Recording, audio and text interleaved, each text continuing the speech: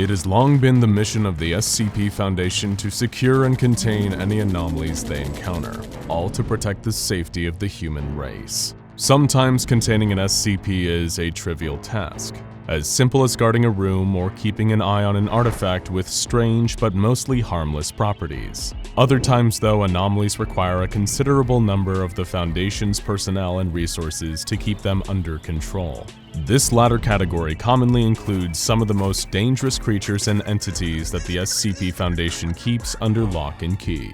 However, while it might be only in very rare cases, every so often an SCP comes along with its very own built-in method of containment. This can often be the result of someone encountering an anomaly and discovering the perfect way of imprisoning it before the SCP Foundation comes along and steals all the credit. Undoubtedly, this makes the job of securing an anomaly all the easier for the Foundation's staff. After all, someone else has already done the hard part of the job for them. Or rather, it would make things easier if only the Foundation's own researchers chose not to interfere, and could leave a deadly threat kept safely in its box without trying to find out what makes it tick.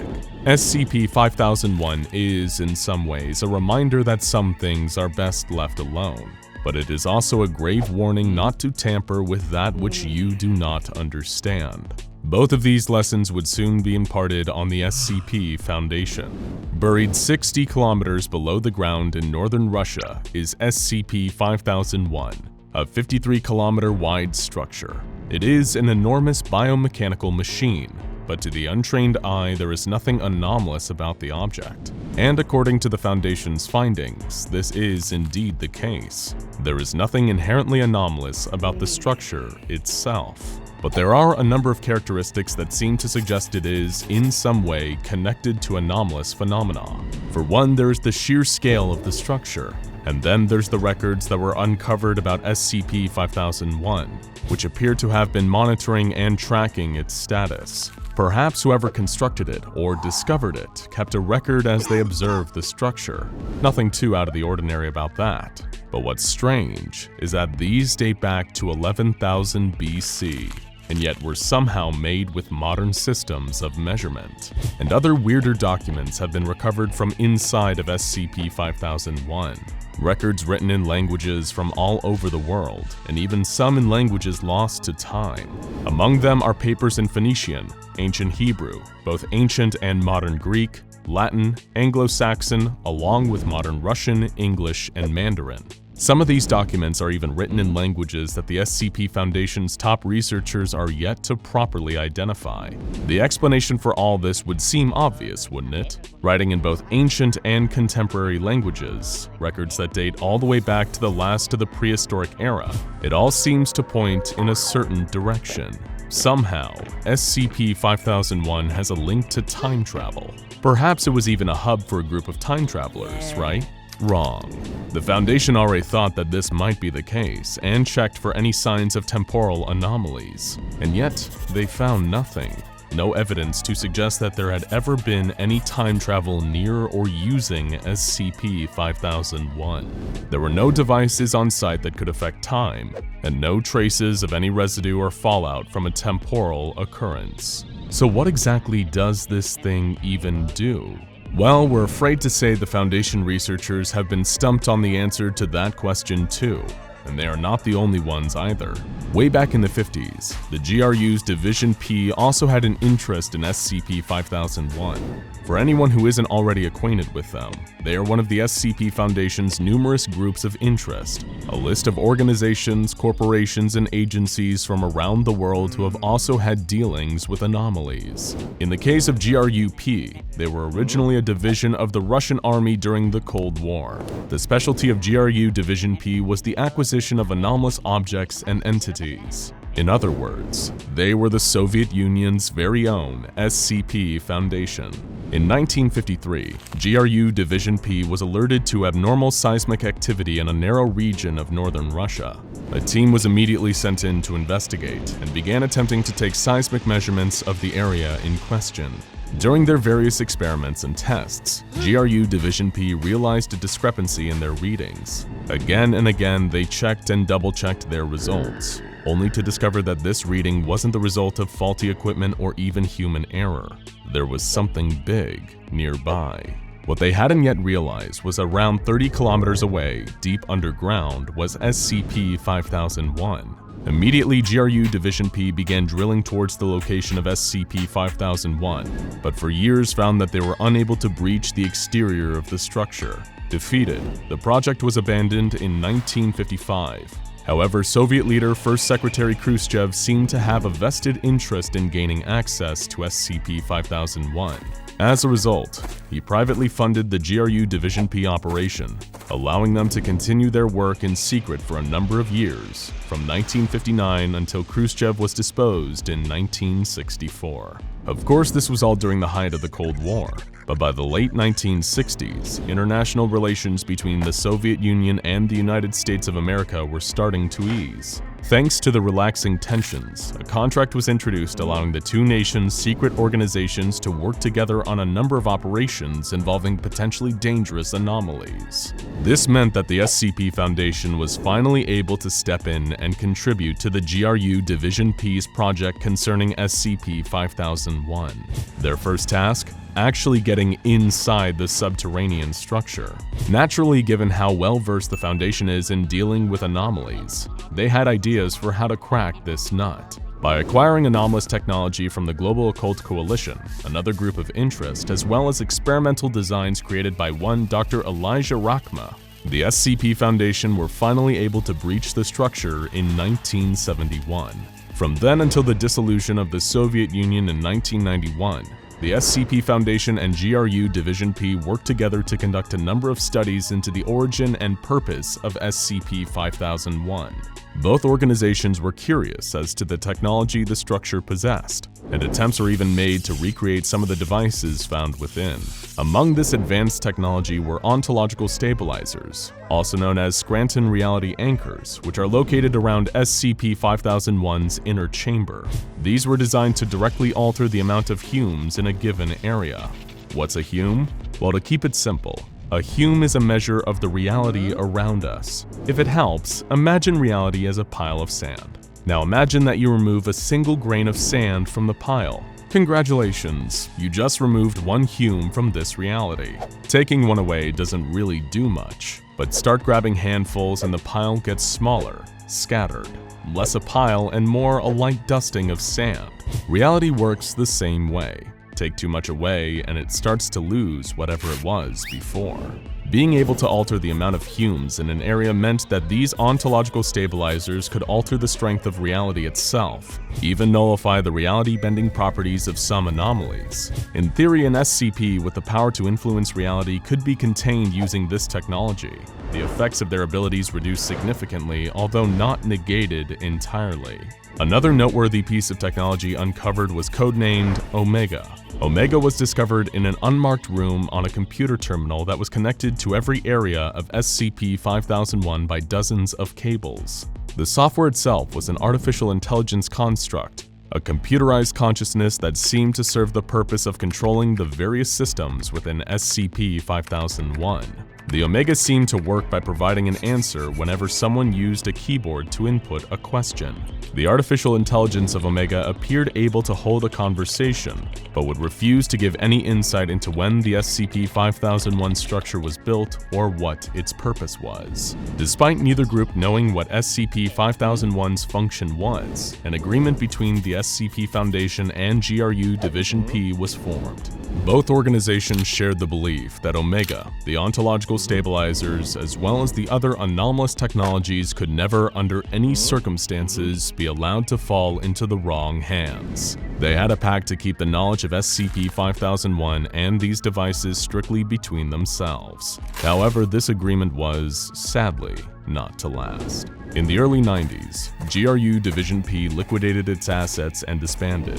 A number of the Russian division's highest-ranking officers stole the anomalous technology that the organization had in its possession, which they then sold to Marshall Carter and Dark Limited. MC&D Ltd are yet another of the SCP Foundation's groups of interest. According to Foundation intelligence, Marshall Carter and Dark Limited is a London-based club that has caused numerous problems for the Foundation over the years. They have ties to wealthy figures across the globe, and cater to the super-rich clientele by providing them with the most exclusive, expensive, and rare experiences available. How do they do this? By gathering the anomalous items and auctioning them off to the highest bidders. A number of GRU Division P operatives also joined up with the Chaos Insurgency. This is a group of interest that consists of personnel who previously worked for the Foundation, but have since broken away to pursue their own rogue agenda. Much like a number of other groups of interest, the insurgency uses anomalies and SCPs for their own benefit, as well as dabbling in a bit of arms dealing and the selling of highly classified intelligence. Hey, it's good to have a diverse portfolio. Despite former members of GRU Division P seeking alternative employment with some less than reputable groups, the SCP Foundation still managed to keep the existence and location of SCP-5001 a closely guarded secret. However, even with the structure fully under their control, their leading researchers were still baffled as to what exactly the purpose of the underground structure was, or rather, that was the case. On December 30th, 2019, an explosion erupted in the northeast sector of SCP-5001. The cause of the explosion was unknown, but the damage caused a tremendous and almost catastrophic loss of power.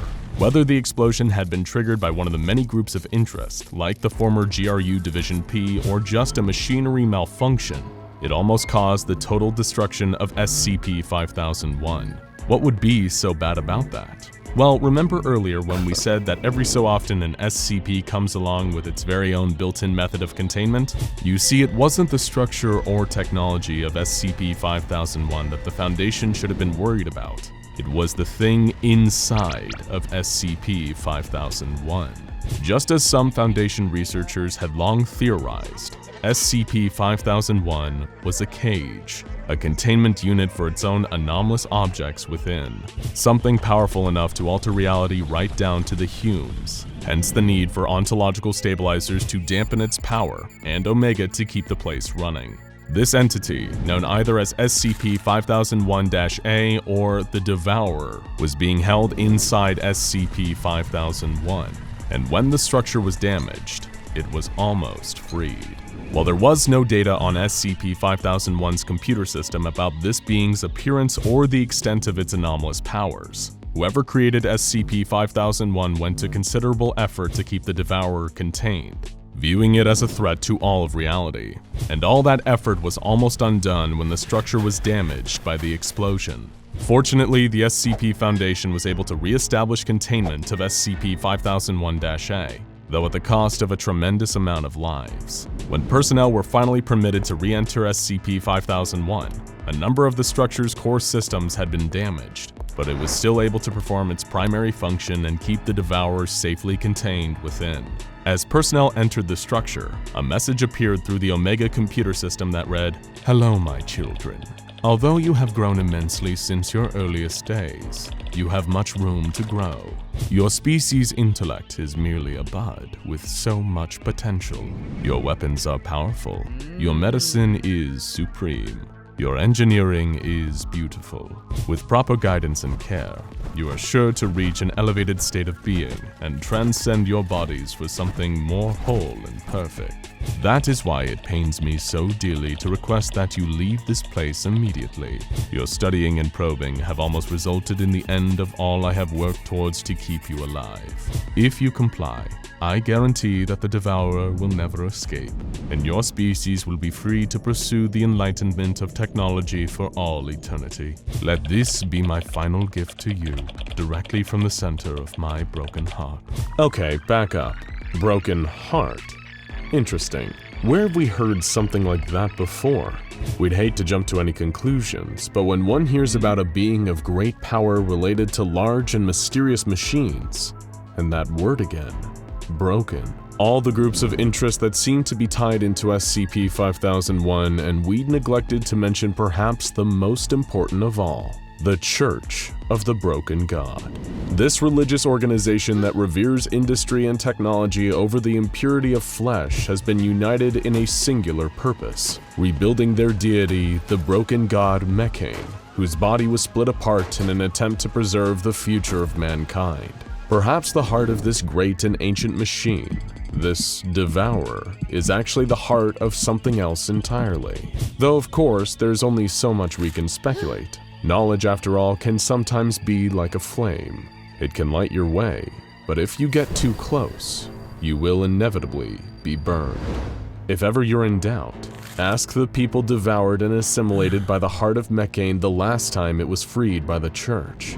If ever the heart gets out again, you'll certainly be with them. The SCP Foundation has come so far. Their technology, their knowledge, their vast resources all allow them to contain some of the most powerful forces mankind has ever seen, and even some we haven't. But as SCP-5001 shows, there is still much that even the brightest researchers at the Foundation don't yet understand, and their drive to poke and prod at the unknown nearly led to the end of reality as we know it. Perhaps one day we'll be able to fully understand just what the Devourer is, and the ways that SCP-5001 worked to protect us from it, but we're not there yet, and there's no guarantee that we ever will be. While the pursuit of knowledge is always an admirable one, when it comes to SCP-5001, maybe the Foundation should have left well enough alone. It's been said that knowledge is power, and when it comes to SCP-2440, that might really be the case. Like many of the anomalies and entities that have been kept on file by the SCP Foundation, SCP-2440, the being known as the Sealed King, is a malicious creature of untold, devastating power. The key word there is untold, and we mean it in the most literal sense. You cannot know about SCP-2440. It must remain untold. Unless, of course, you have at least level 4 clearance. You do have the right level of clearance, don't you? We really would have to hate to break up the amnestics and wipe your memory at the end of this video. Assuming that you do have adequate clearance, then it is time to introduce you to SCP-2440, known to some as the Sealed King or Zealtlad to its friends, if it had any friends, that is. If you are familiar with the likes of the infamous Hanged King or the even more infamous Scarlet King, then you will have heard the term Eldritch Being thrown around before. An Eldritch Abomination is an almost godlike entity, one which does not adhere to the natural laws of the universe as we understand them. Their disturbing otherworldliness is almost indescribable to any mortal person. It is a description that can be easily used to define SCP-2440, along with the words Keter-class anomaly and existentially terrifying. The Sealed King is an extra-dimensional entity, a being that inhabits a plane of existence far outside the physical reality of our own universe. While the creature's physical appearance has yet to be observed by any in this dimension, some have depicted it as resembling a gigantic being with a mass of squid-like tentacles, along with a glowing humanoid form in its center. What makes SCP-2440 such a formidable threat, however, is not just the creature's immense size. One of SCP-2440's core abilities is the power to influence and manipulate the minds of mortal beings. But this isn't as simple as the Sealed King choosing one person from our universe and driving them like a remote-controlled car.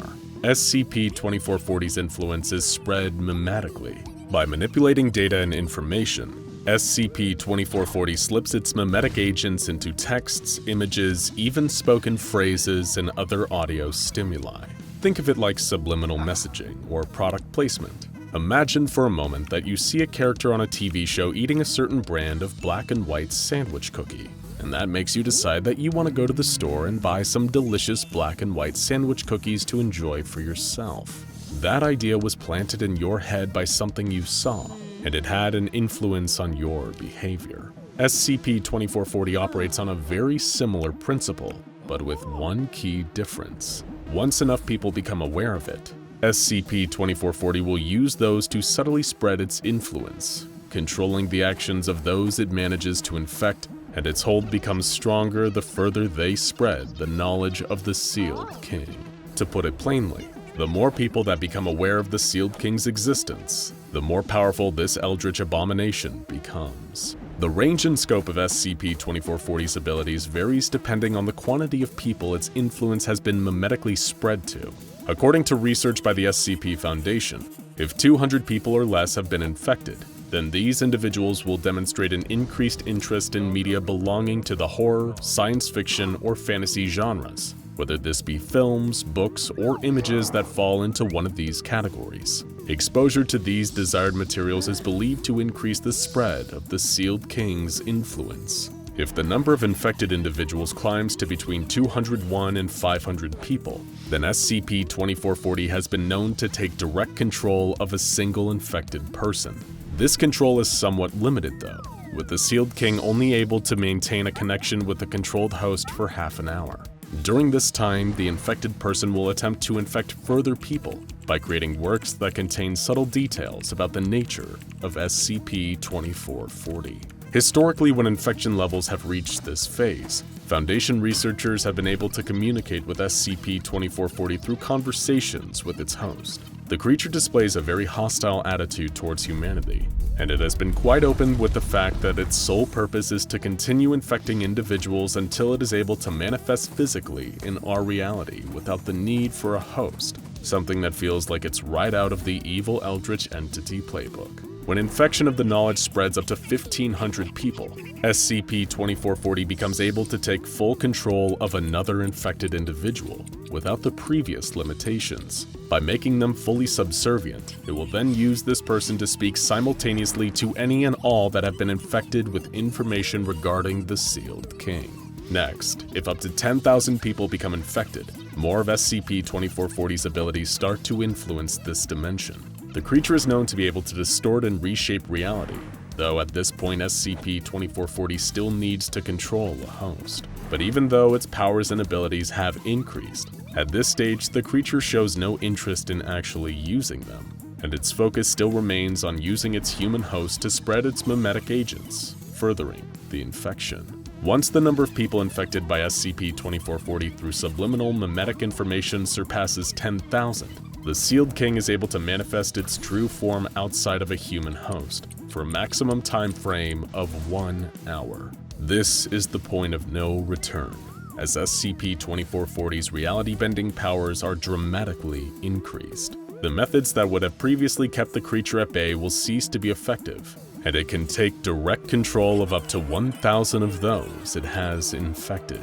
Normally, the SCP Foundation limits the number of people permitted to know about SCP-2440 to 100 cleared personnel. This is achieved through the use of amnestics. Given that SCP-2440 is a creature that grows stronger the more people know about it, these drugs certainly seem like a viable way of keeping that number nice and low. But once infection numbers reach 10,000, that's when amnestics are just no longer enough.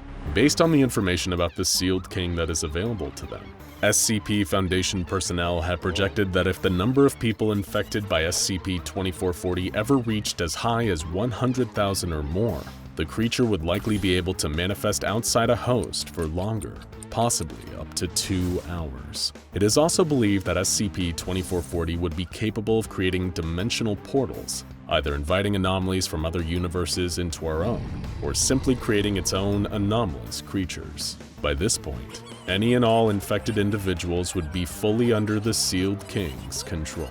Finally, if 1 million people were to become infected, SCP-2440 would most likely achieve its ultimate goal. The Eldritch creature would be able to fully and permanently manifest itself in our dimension, in its true form, most likely leading to an XK-class end-of-the-world scenario.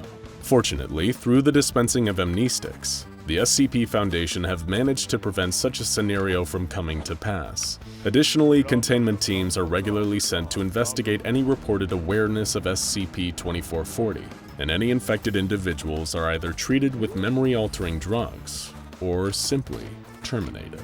The entity has been known to spread its influence through text too, though, and even the documents within the SCP Foundation's archives aren't safe. The Foundation attempts to keep any links to the Sealed King within other SCP files hidden to avoid a spread of knowledge about this extra-dimensional Eldritch abomination.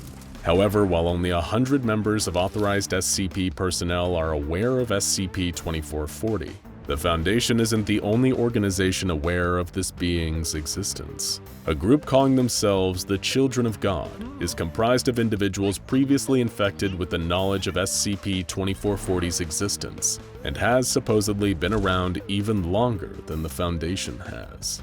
These people worship the Sealed King as a deity, and seek to infect others with the same information that the creature uses to influence them.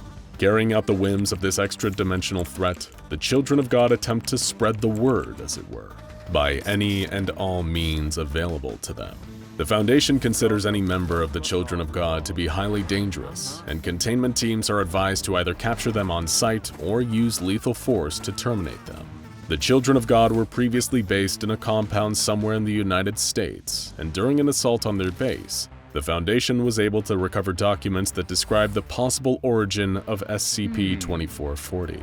According to these documents, at the very dawn of time, old gods emerge from the empty abyss of nothingness, otherwise referred to as Mother Void. This entity granted life across the universe, all other realities, and every conceivable dimension. However, the story detailed in the Children of God's legend claims that the old gods were fickle, twisted, and brutal things, with no purity in them. It seems to suggest that the old gods were similar entities to SCP-2440, capable of bending and reshaping reality, and apparently did so purely for their own amusement within the newly created universe. These old gods created creatures in their own image, toying with the fabric of reality like children with blocks, building and destroying at will. Before long, the old gods began to turn on each other, focusing their natural jealousy on their siblings that had been born of the Void. The firstborn of the Void and Chaos, a being called Metol, coveted the creations of his fellow old gods, and flooded the newly created worlds with a rampaging army of vile, grotesque beasts he had made. As Metol attempted to kill his various siblings, the other old gods retaliated and sent the universe into a period of darkness where the blood of young life flowed like water. However, none of the old gods could ever die, only be forgotten. But they had created so many creatures to serve them and fulfill their purposes that it seemed impossible that this would ever happen. The Children of God's documents then describe Xiotla, or SCP-2440 as he is otherwise known. Apparently the firstborn of Mother Void and an entity called Father Light, SCP-2440 is also referred to by many reverent titles such as Lord of the Gods, Devourer of the Impure, and Savior of Life. Being both born of light and darkness of the Void, Xiotla was considered to be a true god, and according to the creature's followers, did not set about creating life, but perfecting it. The old gods turned on Xiotla, his half-siblings attacking him with the armies and monstrosities they had created. However, some of these creatures turned on their masters in service of SCP-2440 instead. After generations of warfare between SCP-2440 and the old gods, Xiotla finally vanquished Metol in single combat that lasted 10,000 years and laid waste to countless worlds, almost tearing the universe apart. Eventually prevailing, Xiotla cast his siblings down into oblivion. But as he did so, Metol cursed him, banishing SCP-2440 from the universe, implied in these documents to have been our very own reality. The Children of God venerate the creature as their Lord and Savior, with more of their documents claiming that this king of all mankind is wrongfully sealed away. They believe their sealed king is returning, destined to reappear in this dimension and lay waste to our reality. Whether this is truly the origin of SCP-2440, or just what the entity wishes its infected disciples to believe, is unclear. Whatever the case, we suggest you quickly forget everything you know about SCP-2440 for your own safety. Pale fists of fury pound against the inside of a metal containment unit located in SCP Foundation Site-19. SCP-096, also known as the Shy Guy, was on the verge of a containment breach. Mobile Task Force agents stood vigilantly with their weapons at the ready, making peace with whatever important gods they thought would accept their weary souls. A dent formed in the wall of the unit, and with another mighty impact from within, the Shy Guy smashed through the reinforced metal lining of its cell as if it were cardboard. Too bad for the Foundation, the two materials did not cost anywhere near the same amount. SCP-096 blazed straight ahead into the hapless crowd of MTF agents as if they were a set of heavily armed bowling pins. It toppled two of the most happily married members of the squad with a doubled lariat that shattered both of their spines upon impact with the floor. Two company funerals in one blow. The other well-intentioned but ultimately foolish agents opened fire on SCP-096, but the shy guy was never known to be slowed for long by any amount of firearms. The dubious value of arming staff with so-called conventional weaponry had been a point of contention among the Foundation budget department, and here was the argument against in full display. In a flash of pale flesh that rivaled an albino Olympian, SCP-096 dispatched the MTF and bashed through the effectively papier-mâché walls of Site-19, escaping beyond into the great big world where some unfortunate soul had gazed upon his face. A mysterious soul in touch with the ancient world, a not-so-average man named Gary. Gary had been hiking through the mountains for several miles, peering back over his shoulder for any sign of the dreaded creature that he feared had been pursuing him. When he got on that plane to Tibet, he knew there was no turning back other than in a literal sense. He had come to see a reclusive mystic who was said to hold the forbidden knowledge to all of the ancient mysteries in the world. I have an intuition that even my peculiar issue, a bizarre and anomalous happening, can be solved when I seek the wisdom of this truly enlightened sage. He held out the legendary dodecahedron that he found in that public park, the only artifact that seemed capable of holding the creature at bay. The strange black-suited individuals guarding it referred to the dodecahedron as SCP-184, but Gary knew better than to think numbers and labels could sum up the totality of its ancient mysteries. Whenever I'm inside a building, the dodecahedron alters the dimensions of the hallways, making it so that the creature following me is always farther away. Gary needed any amount of distance he could get from the relentless pursuer, a thing that was clearly inhuman in every way except for the fact that it had 2 arms, 2 legs, and a head. But beyond the superficial appearance of being humanoid, the monster conveyed an unspeakable degree of malice and fright in its appearance. He had seen its face in his dreams and his nightmares ever since that terrifying incident that befell him so many desperate years ago. Years of running, years of isolation, years of being confounded by ancient mysteries. During those years, he had assembled the ancient tables that had long ago been unearthed in the Superstition Mountains, which depicted a horse on one tablet and a heart on another. When the 2 slabs of stone were combined, the truth could be revealed. And what the truth was an ancient mystery. Of all things, Gary never expected to see a carved depiction of SCP-096, or whatever the long, pale thing that was chasing him was called. "It's that one guy," Gary exclaimed, staring at the stone carving. "It must be from this mountain or something. But who's to say? It's a mystery." That was only the beginning of Gary's travels, and every next step took him farther from the creature, but also closer to it in a metaphorical sense. The pale humanoid haunted him, and this mystic of the mountain would soon give him the answers to how to be free of it forever. He came upon a hut in the deep mountain as he expected to. Opening his third eye, Gary could sense a pervasive aura of mystery surrounding the building before him. He advanced with trepidation, for as tantalizing as the solution to his problem was, the idea of lingering mystery was perhaps more so. Gary stepped inside and saw through the hazy smoke of incense a man who could only be described as the Mystic. It was unclear whether he was young or old, but one thing was for sure. His starry robes and conical hat denoted him as a member of a secret order from the distant past. "I am the Mystic, and I was expecting you. Now I will explain everything about everything." The Mystic gestured to a grand knitted tapestry over his head, depicting an ancient or perhaps yet-to-happen battle between a long-limbed pallid giant and Gary himself. In the tapestry, Gary was surrounded by ancient mysteries, all of them powerful, all of them ancient, and all of them mysterious. He listened closely to the Mystic's words, knowing that the fated fight that he was dreading would soon take place. Mastering the ancient mysteries was his only hope of being free, but also of avenging his family. Gary had never wanted this life. Several years before, he'd graduated from college, majoring in theology and comparative mythology. With his entire life ahead of him, he returned home after completing his PhD, excited to soon enter the wonderful world of academia. It felt like such a profound victory coming back to the sleepy Massachusetts town, having gained knowledge and experience in the world around him, but he wasn't the only one in his family with that inclination. His brother Michael never had the talent for academics. He didn't want to hit the books. He wanted to hit the excitement and danger of adventure. He was born too late to explore the world, too early to explore the galaxy, but just in time to test his mettle against the toughest expeditions Earth in all her glory had to offer.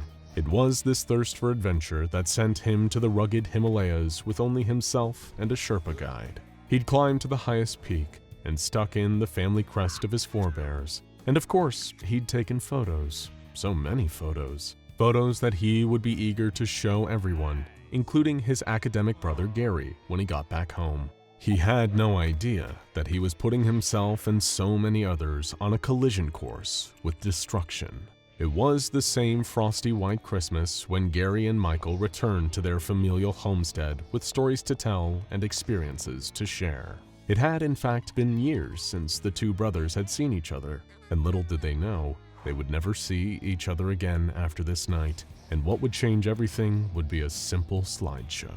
Gary understood that his family wouldn't necessarily appreciate his dissertation on the ancient mysteries of East Asia, but Michael was more than happy to share his own experiences. He pulled out the family projector, plugged in his memory card, and began to regale his family with the tales of expeditions, the Amazon, Death Valley, Mumbai, Mount Everest, and of course, the Himalayas. Photo after photo, his family found it increasingly difficult to pretend they were interested, but they did so anyway out of politeness. At a certain point in the seemingly eternal slideshow, Gary relieved himself to go to the bathroom, encouraging his gregarious brother to keep going on without him. There were another 800 photos to go through, after all. While Gary was trying to pee extremely slowly, as photos clicked through in the living room, an omen of death flashed up onto the wall from the projector. Not that any of them would ever know the danger of what they were witnessing. Not yet, anyway. The photo was a seemingly simple one. Michael standing on the slopes of the mountain. Stark white abounds behind him. Only a keen eye would notice the little gray cluster of pixels nestled deep in the mountain behind him. But you didn't need to notice something in order to see it, and to see SCP-096 meant to die. It didn't take the beast long to zero in on their location, and poor Gary, who was lucky or unlucky depending on your perspective, was still pretending to pee. But if he hadn't been, he would have died with the rest of his family, as SCP-096 tore through their home like wet toilet paper and made each of the ones who had seen it disappear entirely. By the time the door opened, the bathroom was the only freestanding room in the house. He was in the ruins of his own home, surrounded by destruction and carnage, and a long, terrible being with stone-white flesh, having a bag slid over its head by men in black tactical gear. When those same men saw him, they immediately zeroed in and restrained him. He heard one of them say, "Thank God he didn't see the thing's face." What happened next, the most horrific hours of Gary's life, were just standard procedure for the SCP Foundation. He was debriefed and given amnestics. But that was when the next major mystery of Gary's life began to unfold. By some 1 in a billion chance, the amnestics did not work. He retained every memory of the terrible tragedy that had befallen him, of the monster that had devoured his life, of the SCP Foundation's unwillingness to do anything other than sweep it all under the rug. If he wanted his revenge, he would have to get it himself. That's when his degree in theology and comparative mythology came in handy. It was essentially a degree in ancient mystery, and perhaps those mysteries would be the key to defeating the monster that had ruined his life. It was this plan that he'd spent all these years putting into motion. When SCP-096 came tearing through the foliage onto the mountaintop, Gary was waiting. Tapping into the mystical arts that had been bestowed upon him after solving the puzzle that adorned the Shepherd's Monument, Gary manifested a sturdy prison of gravestone around his gaunt and fearsome foe. The stone would not hold the creature forever, but its forbidding weight and severity would give Gary time to prepare his next countermeasure. "How do you like a taste of my ancient geomancy, you dirty brother killer?" Gary boasted. "I will avenge you, Michael. Watch me from up there in ancient mystery heaven." SCP-096 sprinted into the clearing, leaping toward Gary and raking his face with its terrible claws. But just as quickly as the wounds were inflicted, they closed, leaving only smooth and slight sun-damaged skin behind. "I was prepared for this. You see, I had a very particular, very special drink some time ago." After solving the mysterious puzzle of the Shepherd's Monument, Gary uncovered its many secrets. One of these was the location of a certain cup, the Holy Grail. Ever heard of it? He came upon it tucked behind a waterfall in the English wilderness. It had traveled a long way from the land of biblical myth, but Gary supposed the Crusades probably had something to do with it. When he laid eyes on that mythic chalice, he couldn't help but fill it with some of the crystal clear water and take a drink. The water was quite polluted, actually, but due to the healing properties of the Grail, he was spared any digestive issues. Oh, and it made him functionally immortal. Now SCP-096 would have to work a lot harder if it wished to destroy his fleshy vessel. His body was truly a temple, and his offering was revenge. Sa-re-ga-ma, Gary chanted, invoking the powers of the musical pillars of Vishnu. His mind entered the Akashic record, and within mere seconds, he searched through eternity for the power he needed to bring justice to this conflict. In astral form, he reached into the river of Samsara and pulled forth the flaming sword of Kalki, the incarnation of Vishnu that was to appear in the culmination of the Kali Yuga. Sa-re-ga-ma. Back in the physical realm, Gary was now wielding a Movanic celestial blade of pure cosmic divine flame. He brandished the holy arm and pointed it towards his gruesomely elongated foe. He braced as it approached and swung with all of his might, rending a wound in SCP-096's chest and setting it alight with the white-hot intensity of the universe itself. It's a good day to do what must be done by me and avenge my family! With the sacred and undying light of Lord Vishnu in my hand, I will bring the Kali Yuga crashing down upon you! Like a pair of samurai warriors locked in a cinematic standoff, Gary and the Shy Guy charged towards each other, and each delivered a brutal and flashy attack. They moved a few paces past each other, then stood there like a pair of wondrous monuments. A moment passed, with no indication of who would fall first. But then the Sword of Fire did its job, burning up the body of SCP-096 and causing it to fade away into ashes. Gary dropped to his knees, and the sword vanished from his hand, back into the depths of the cosmic ether, where it returned. "I did it," said Gary, before he collapsed onto the ground. The fatal results of the wounds that had been dealt by SCP-096 took its toll, and Gary could feel himself slipping out of the mortal coil. He closed his eyes, content to leave the world behind if it meant that he had defeated his anomalous foe. On the other side of the cosmic divide between life and death, Gary met his brother, who had been waiting there in the Well of Souls next to the river Styx. Gary was happy to see Michael again, and expressed great interest in ascending together to the higher plane. But Michael shook his head. "No, Gary, it's not your time yet." Michael spoke in astral form. "There are mysteries you have yet to solve." Gary's eyes bulged with disbelief. He realized that his brother was right. While the infinite majesty of Nirvana had its charms, the world he was about to leave behind was still filled with so many unknowns, and he could not truly rest until he had unearthed the mystical answers behind all of them. When Gary opened his eyes, he was lying on the side of the mountain, a few feet from the ashes of SCP-096. He looked at the dodecahedron, his closest companion, and smiled. Ask a group of unrelated people how all the life in the universe was created, and they would each probably give you a different answer.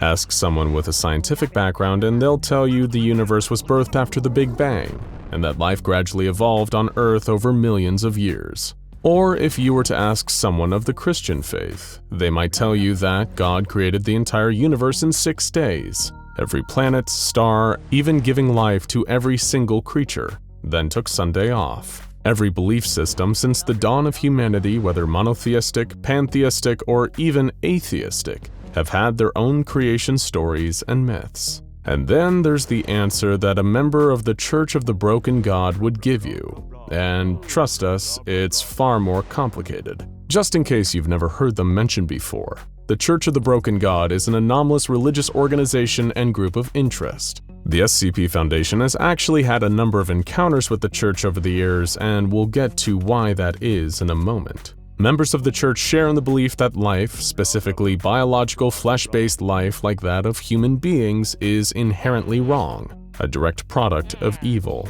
Their religion focuses on the worship of mechanization, which is the process of making something or someone more mechanical in nature. So what do members of the Church believe created life in the universe? Well, according to their beliefs, in the beginning there were 2 ancient and powerful beings. named Yaldabaoth and Mechane, who created humanity together. Yaldabaoth was the god of flesh and animal instinct, granting human bodies, while Mechane, the god of machine and intellect, blessed man with the power of free thought. As humankind developed, its civilization began building machines. This enraged Yaldabaoth, seeing that the humans were ignoring the instincts she had bestowed upon them. As a result, she swore to destroy all the creations of man, seeking to revert them back to the animalistic state she had intended for them. According to the church's legend, Mechane acted as humanity's savior and intervened to stop Yaldabaoth. The god of machines shattered himself, transforming his metal body into a number of pieces to form a cage for his fellow god. These fragments of Mechane's body rained down on planet Earth, scattered and lost. The Church of the Broken God believes it is their duty, their only true purpose, to recover those pieces. As such, the Church is devoted to the worship of Mechane, their broken god that lies in fragments scattered across the world. Often using anomalous technology, members of the Church of the Broken God intend to uncover or steal these various components. The Church's ultimate goal is to bring the correct pieces together and eventually restore Mechane's form. It is their hope that he will guide them to intellectual enlightenment and bless them with new mechanical forms so that they can discard their mortal bodies of flesh and blood and ascend to a fully mechanized way of life. The one problem is that there could be potentially hundreds of pieces required in order to rebuild Mechane. He cannot lead the Church to glory and defeat Yaldabaoth once and for all with parts still missing. A number of these pieces have already surfaced as cataloged SCPs that the Foundation is either aware of or has in containment. Among them are SCP-882, or His Broken Heart, to the Church, SCP-271, His Broken Gift, SCP-813, His Broken Eyes, SCP-1139, His Broken Tongue, SCP-635, His Broken Mind, and finally, His Broken Blood, which refers to SCP-217. And then there's SCP-3179, sometimes referred to as the Seed. In 1909, a meteor shower rained over Dellington, a tiny village in England, but something else fell with the meteors. Something otherworldly. It was made out of liquid metal, its form constantly shifting and shimmering, never staying at the same mass or held in the same shape for long. The object, whatever it was, quickly fell into the possession of a group known as the Cogwork Orthodoxy. You see, within the religion of the Church of the Broken God, there exists a number of splinter factions that, ironically, broke away from the main church. One such group, referred to as the Cogwork Orthodox Church, augment their own bodies through mechanical implants. However, we aren't talking microchips. The Cogwork Orthodox Church will only use technology from the late Industrial Revolution, as they think it is more fitting of their god, Mechane. So what does this object, SCP-3179, have to do with all these tales of mechanical churches and broken gods? SCP-3179 is capable of extending its mass, forming long rod-like metal structures that protrude from its central mass. These rods are then used to create smaller entities, referred to as SCP-3179-1. These entities might lack the ability to expand or change shape the same way that SCP-3179 can, but they are specialized for a wide range of functions. The SCP-3179-1 creations are usually designed to help free SCP-3179 from its containment, and will obey this purpose without exception. Yet somehow they do not appear capable of communicating with the main body that they were created from. While SCP-3179 remains as a constant mass of liquid metal, the entities it creates are able to simulate an exterior organic appearance. In other words, they look like they are alive. Still struggling to find out why the Cogwork Orthodoxy and the Church of the Broken God would be so interested in this thing? Well, maybe this will answer that burning question. Warranty Silas, one of the members of the Cogwork Orthodoxy that recovered SCP-3179, thought the metallic object was the seed of Mechane. According to the beliefs of the Church, this liquid metal entity would one day expand to form the offspring of their broken god. Perhaps hoping to protect the future child of their faith's deity, the Cogwork Orthodoxy constructed a containment bunker around SCP-3179 in 1917. At first, this sturdy container seemed to have done its job, possibly having even been made using anomalous methods or properties to keep SCP-3179 in place. For over 100 years, it successfully held the entity and restricted its ability to grow. However, the unit has since been damaged by multiple attempts by the entity to breach its containment, and will likely fail completely within the next 5 years. You see, SCP-3179 isn't just alive, but sentient. The liquid metal entity has displayed an extremely high level of intelligence, although not through direct communication. It shows its intelligence through its evolving tactics, changing the shape of its mass or creating more instances of SCP-3179-1 to aid in its escape. In fact, the so-called Seed of Mechane is so vastly intelligent in its strategies and relentless in its goal to breach its containment, that in 2016 most of the containment unit built around it had been destroyed. The Cogwork Orthodoxy had no choice but to directly contact the SCP Foundation and appeal to them to take over the containment of SCP-3179.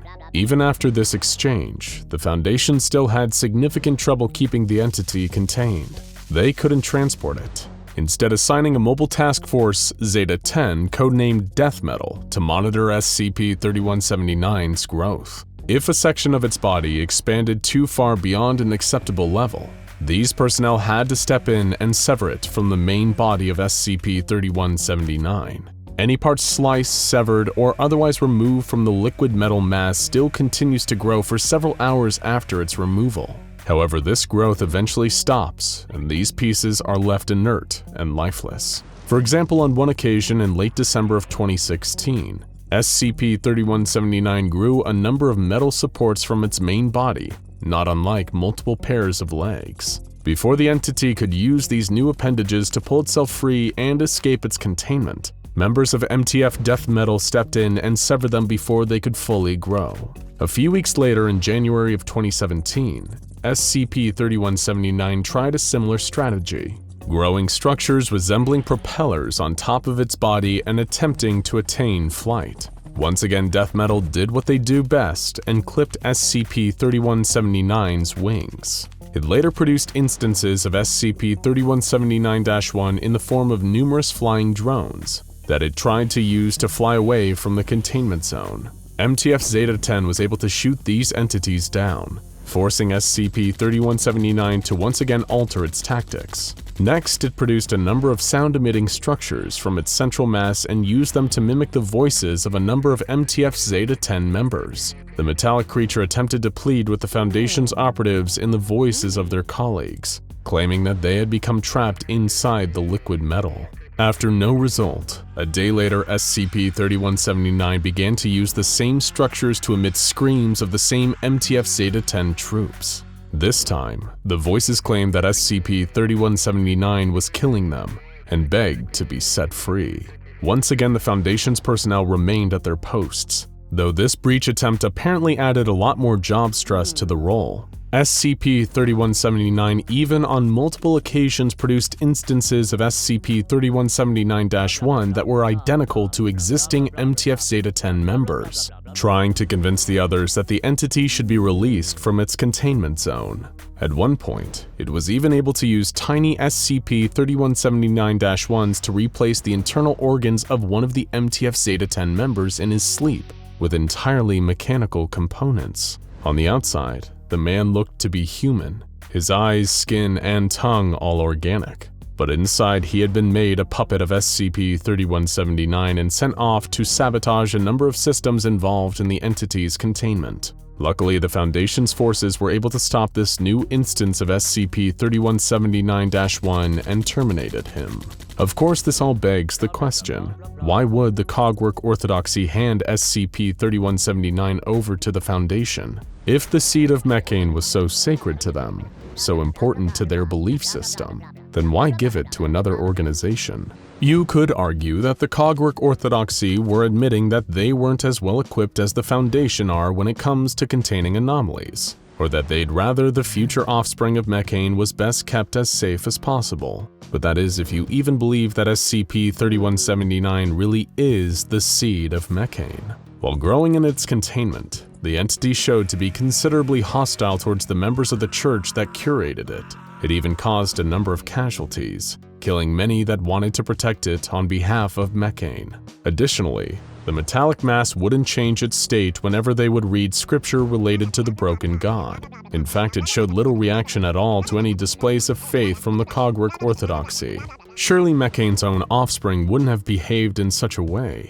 Unless, of course, SCP-3179 wasn't the seed of Mecane at all. What if this entity was an imposter, oblivious of the beliefs of the Church of the Broken God? And given how intelligent it had shown itself to be, surely SCP-3179 would know to take advantage of the faith of those that had tried to procure it. On the 2nd of June 2017, SCP-3179 produced a number of metal tablets from itself and dispersed them throughout the containment area surrounding it. Each tablet had the same inscription written on it: "Humans must obey the ruling of gods. The Mecane is a god. The Mecane is a powerful entity of steel and industry. I am a powerful entity of steel and industry.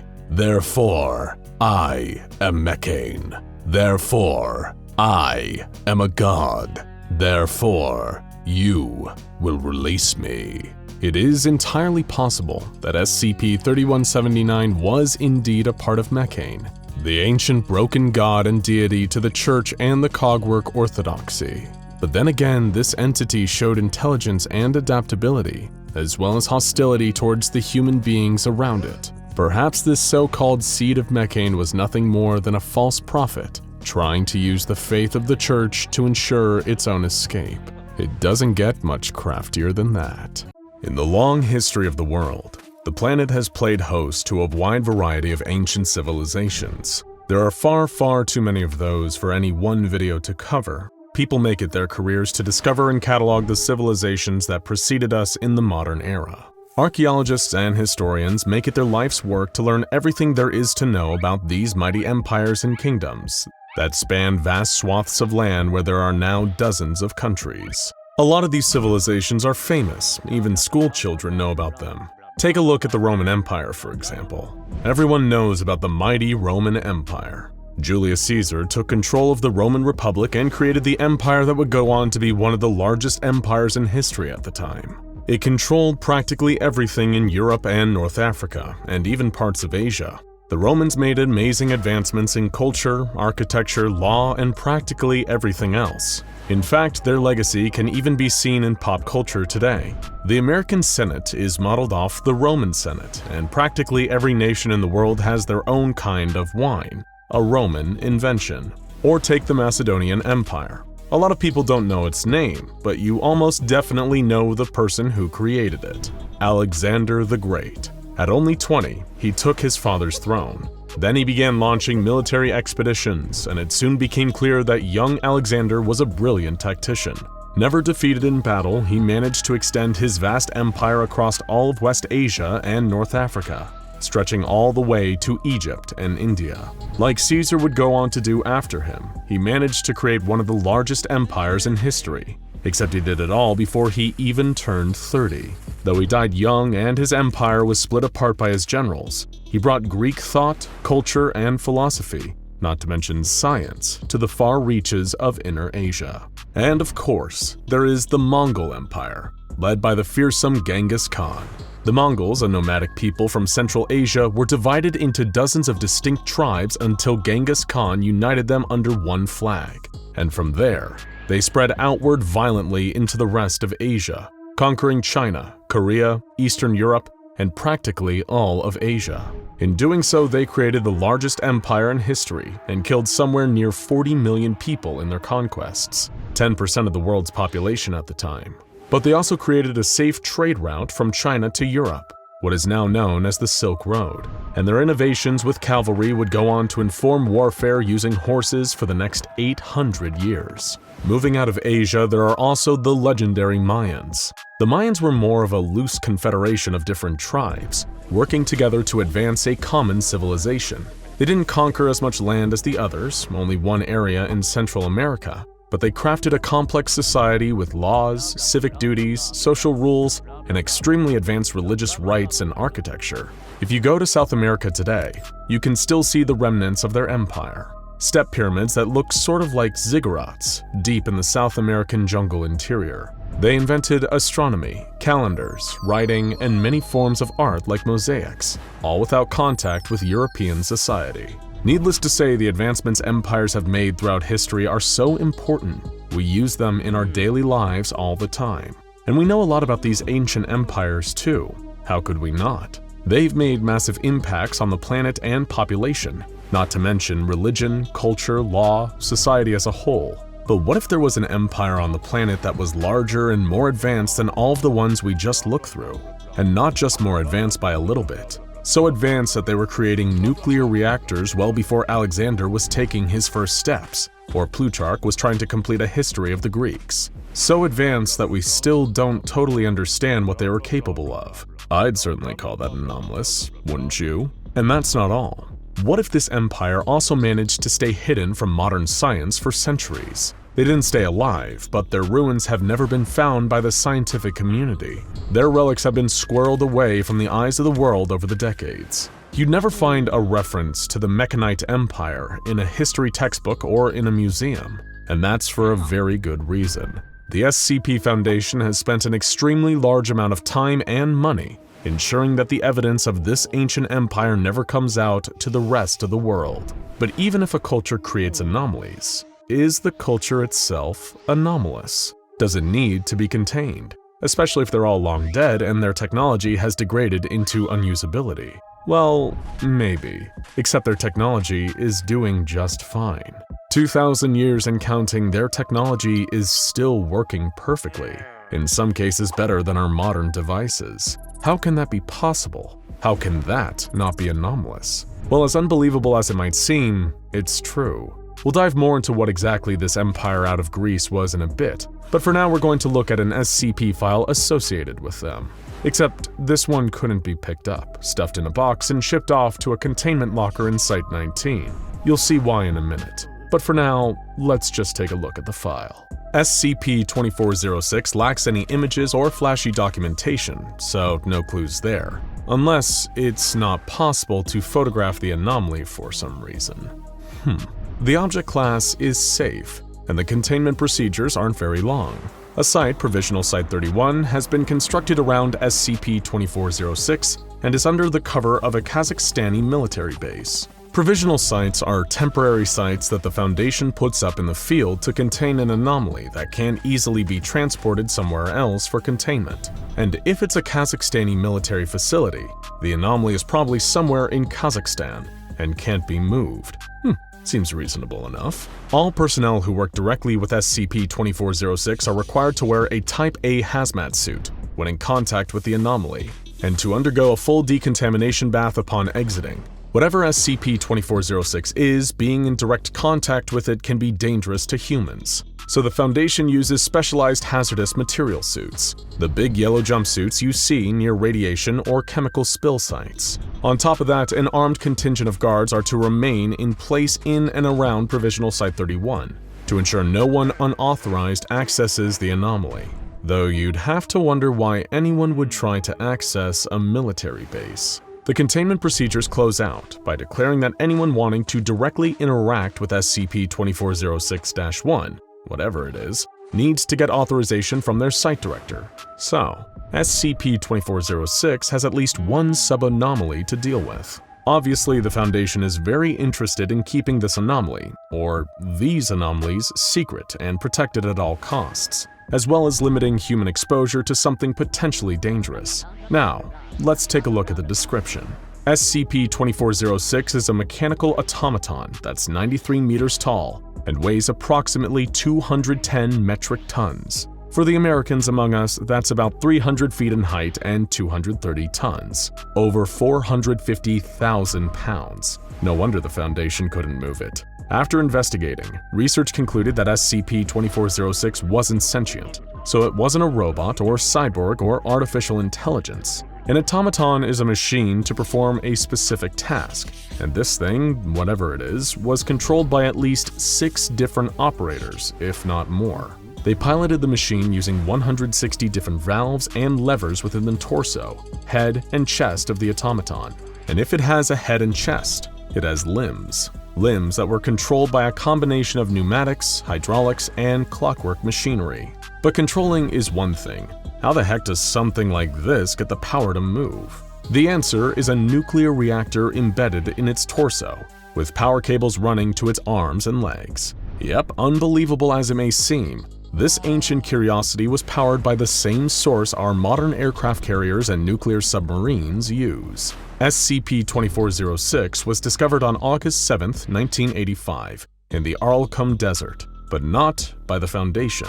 The Aralkum Desert used to be part of the Aral Sea before the Soviets drained part of it. It was during one of these drainings that the Russian military discovered SCP-2406 by tracking the radiation coming from it. As soon as they realized what they found wasn't some sort of abandoned warhead or uranium deposit, they called in the GRU's P Division, the unit of the Soviet government who dealt with anomalies, in the same way the Foundation did. They kept custody of the anomaly, but only for a few years. When the USSR collapsed in 1991, the Foundation stepped in with their agents and took control of the anomaly while everyone else in the area was busy dealing with the political fallout. They immediately began performing research and learned that the material SCP-2406 is made of isn't just one metal, but a toughened alloy of copper, zinc, nickel, lead, and iron. The mixture is why the metal looks bronze, despite not having any bronze in it. They also found 2 markings on it. One was on the outside of its back and showed the Aegean numeral for 9. Does that mean there are at least 8 more of these things buried somewhere? Maybe, but the Foundation hasn't found any of them. What's more interesting is that the numeral is Aegean, Greek, despite SCP-2406 lying in a lake in the Aral Sea, pretty far from Greece. The front of the anomaly, its chest, has an intricate symbol of a hammer striking an anvil on it. The right arm of the anomaly has a nozzle with piping attached to it. The piping leads to a pressurized chamber within SCP-2406 that is empty. But the Foundation did manage to find trace residue of various chemicals, such as pine resin, naphtha, quicklime, calcium phosphide, and sulfur inside the corners of the tank. Not coincidentally, those are the exact same chemicals used to create Greek fire, a primitive chemical weapon similar to napalm that the ancient Greeks used in warfare. Between this and the Aegean numeral, the Foundation judged that SCP-2406 was almost definitely constructed in Greece and brought here for some reason. The left arm of the anomaly isn't attached to it. In fact, initial reports said it was torn off at the shoulder and couldn't be found with the rest of it. But it seems that the Foundation managed to recover it since, detailed in one of the addenda in the file. Chemicals weren't the only thing they found inside SCP-2406. When they busted the main access plate open, researchers found something decidedly more morbid. 6 different human skeletons located inside its torso area were removed and cataloged before being carbon dated to 1100 BC, over 3,000 years old. And they were all wearing an extremely strange set of armor. While it looked Greek, it was made of a strange lead-copper alloy and filled with asbestos lining.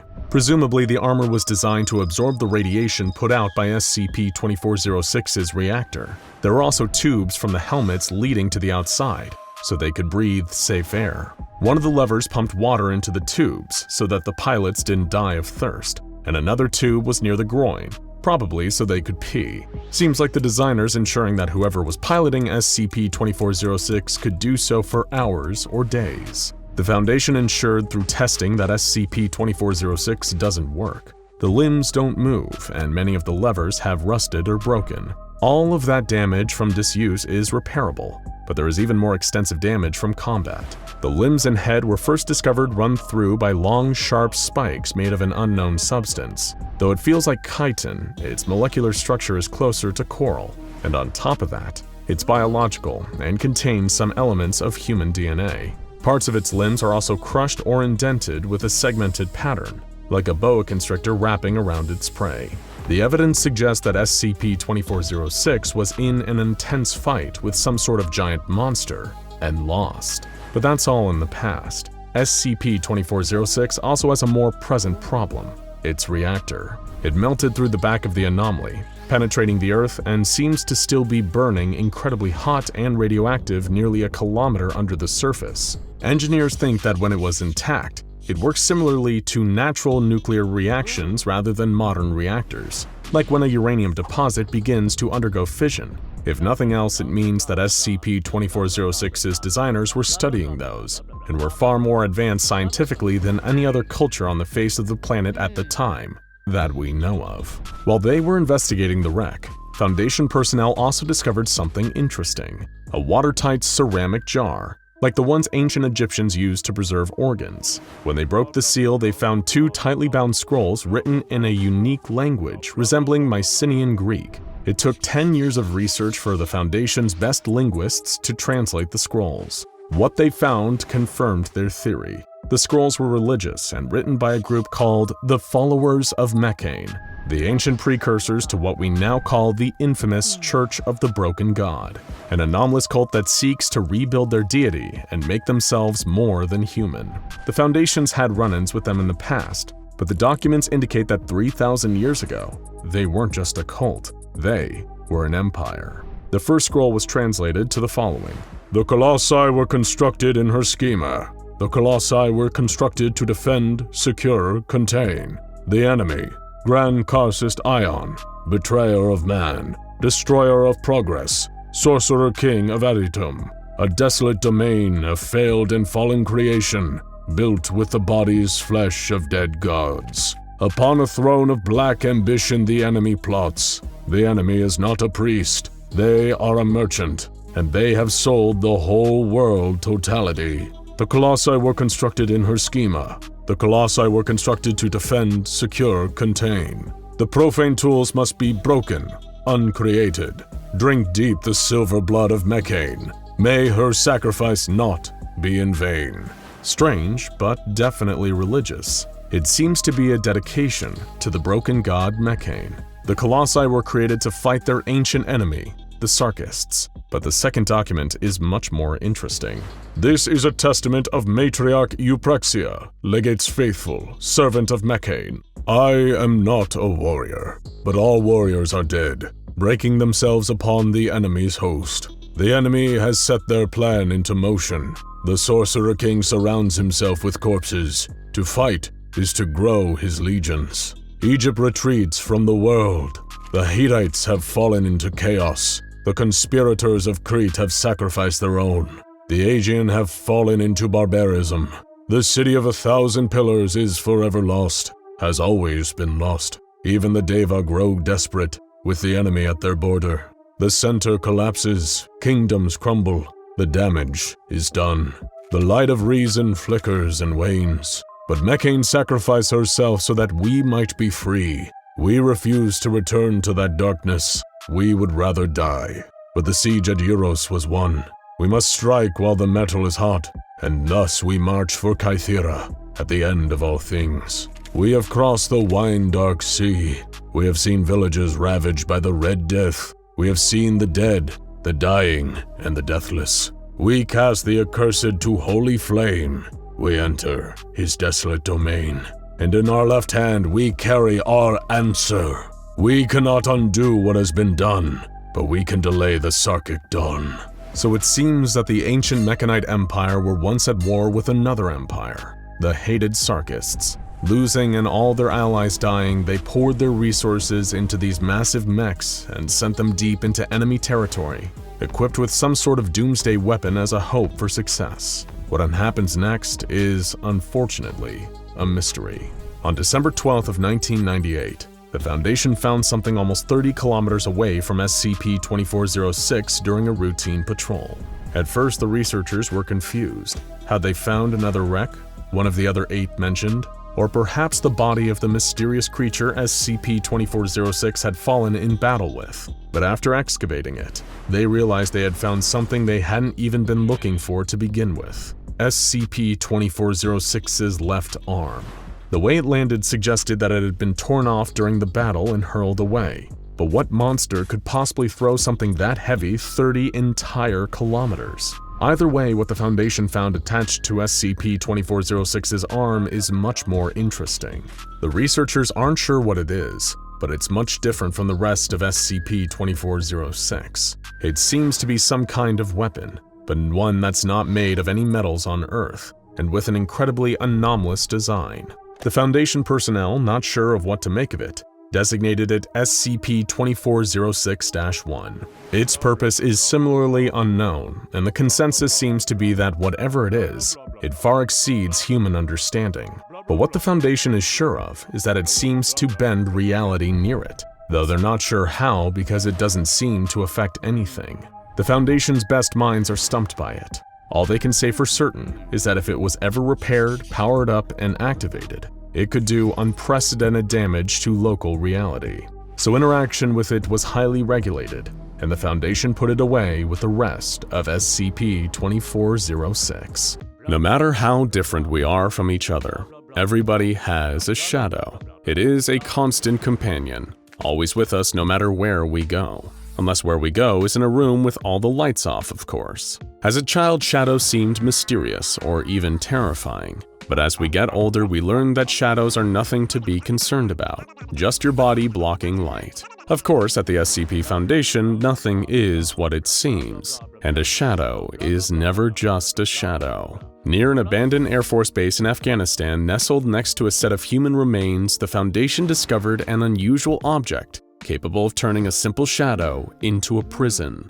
SCP-272 is an iron nail, 11.5 centimeters in length, covered in engravings of an unknown origin. The engravings have not yet been identified or traced to a specific civilization, but the research staff assigned to the object have described them as captivating but scary. It was discovered during a sweep pulled out of a rock face by a member of Foundation personnel. At first, he believed it to be an ordinary nail, until he dropped it. Suddenly, for no apparent reason, he was unable to move from the spot. He stood there calling out for help for 20 minutes before another member of personnel picked up the nail and he regained full range of motion. SCP-272, like many other objects in Foundation containment, is almost eerily mundane.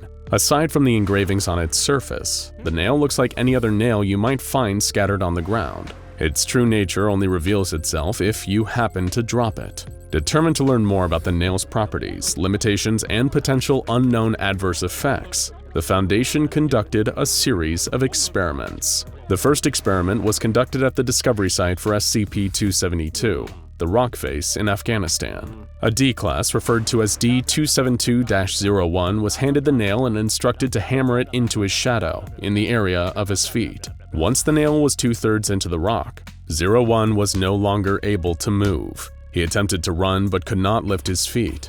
He stood there sweating and immobile until he collapsed from heat stroke. At this point, a researcher intervened and attempted to carry the unconscious man out of the sun. No matter how hard they tried, his body could not be moved until they removed the nail. 01 was taken to a hospital and administered fluids and a medical exam, and testing was suspended for the day. After determining that the nail immobilizes its victims by trapping their shadows and them in place, the research team wanted to test the limitations of this effect. If the nail needs a shadow to work, then what happens when there is no shadow present? A new D-Class 02 was selected and brought into the same discovery site. This time, however, they went after dark at approximately 10 p.m. The nail was dropped at 02's feet and embedded itself in the earth without needing to be hammered. Then 02 was instructed to walk 10 meters away from the nail. He managed this easily with no adverse effects. The experiment was relatively uneventful until 02 attempted to flee the scene and was terminated for his escape attempt. The body was disposed of, and the research team made note of their findings. The nail does not work if the subject is not casting a shadow. So if total darkness kept the nail from working, and bright light meant it worked completely, what would happen if the light changed in the middle of the experiment? 2 hours before sunrise, the very same night, another D-Class was brought into the site. The subject, 03, was instructed to walk away from the nail in a straight line until he was told to stop. 2 hours later, when the sun came up, all hell broke loose. 03 was pulled into pieces as his body attempted to make its way back to the direction of the nail by any means necessary. His legs were yanked back towards the nail and were collected several feet from it. His torso, on the other hand, was located 106 meters away from the nail, with signs of road rash and severe trauma. 3 cleanup teams were required to remove all evidence of the carnage. The nail was removed to Test Facility 25-H. and the team decided to put an end to any further experimentation involving Sunrise. Several lighting-based experiments followed the Sunrise disaster, all with relatively uneventful findings. The research continued in this way until one member of the research team, Dr. Cho, posited a new question. What happens if the nail is embedded in two overlapping shadows? Two other members of D-Class personnel, 04 and 05, were positioned under stadium lights so that their shadows overlapped. The nail was dropped onto a point where the shadows were on top of each other and promptly embedded itself in the ground. Both subjects were instructed to attempt to move away from the nail. 05 was completely trapped, unable to move her feet or walk away. Meanwhile, 04 was able to move freely with no consequences except for a feeling of a chill. So the nail is only able to hold one person at a time. In an attempt to see if there is a pattern present in terms of which person the nail will hold, if presented with multiple options, a follow-up experiment was conducted with 8 members of D-Class personnel, ranging in age from 18 to 59 years old. All 8 subjects were placed with their shadows overlapping, and the nail was dropped onto the point of overlap. The youngest subject, an 18-year-old boy, was held still by the nail. The other 7 test subjects let out a scream when the nail hit the ground, and were reported to shiver throughout the duration of the test. When the 18-year-old was taken out of the study and the experiment was repeated, the second youngest person in the group was held in place. The experiment was repeated 4 more times, removing a subject each time until subject 07 collapsed from hypothermia. The next experiment was conducted outside, in a grassy field near the test site. Subject 05 was placed on the grass and handed a shovel. Once the nail was firmly in the subject's shadow, she was instructed to dig it out of the dirt. 05 began digging and proceeded normally at first. After 90 seconds, however, she fell to the ground screaming in agony. A medic rushed to her side, but by the time he reached her side, she was already dead. An autopsy determined that subject 05 died of a cerebral hemorrhage with no clear physical cause, though it appears that the attempt to remove the nail is what killed her. The research team decided to take a break from human trials and take a closer look at the physical properties of the nail itself. What weaknesses did it have? Could it be destroyed? Subject 09 was given the nail and a collection of tools, then instructed to go to town on the object and attempt to destroy it. 09 placed the nail in a vise and attempted to go at it with an angle grinder. As soon as the grinder touched the nail, 09 fell to the ground seizing and speaking in tongues, hands pressed to his temples. 30 seconds later, he was dead from the same kind of cerebral hemorrhage that killed subject 05. Examination of the nail revealed a small amount of surface damage, showing that the nail likely can be destroyed, but is somehow able to defend itself against destruction. Regular human trials were resumed the next day, and Subject 10 was brought into the test facility. There, one stadium light was placed on a computer-controlled track, allowing the light to be shifted incrementally from a remote point outside of the room. The light was set up to cast a long shadow, and the nail was dropped into the shadow's head. Immediately, Subject 10 was unable to walk away from the nail, in keeping with the standard effects of SCP-272. Then the light was slowly raised, moving the shadow. The subject was dragged along as the shadow moved, as if yanked by his feet. He stumbled and had to work to regain his balance. Then the light was moved quickly. Again, the subject was dragged along with the motion of the shadow. However, due to the rapid pace of the light's motion, he was unable to keep his balance and fell to the floor, receiving scrapes, bruises, and mild road rash. Finally, in an attempt to see what might happen if the subject was unable to move even against his will, 10 was restrained. His feet were chained to the floor and a chicken wire screen was placed between him and the nail. Then the light was moved again. To the horror of the research team watching, these restraints did nothing to lessen the nail's hold on the subject. He was pulled forward violently, and the chains ripped from the floor and his body slowly forced itself through the chicken wire, landing on the other side in a pile of tiny pieces, like a potato shot through a tennis racket. No matter what is holding them down or what is in their way, a subject cannot escape the pull of their shadow or the prison of the nail. They will be bound to it, even if it kills them. Testing was temporarily suspended while a cleaning crew attended to the room, taking the rest of the day to get the blood stains out of the concrete. The final experiment on record was conducted the following day.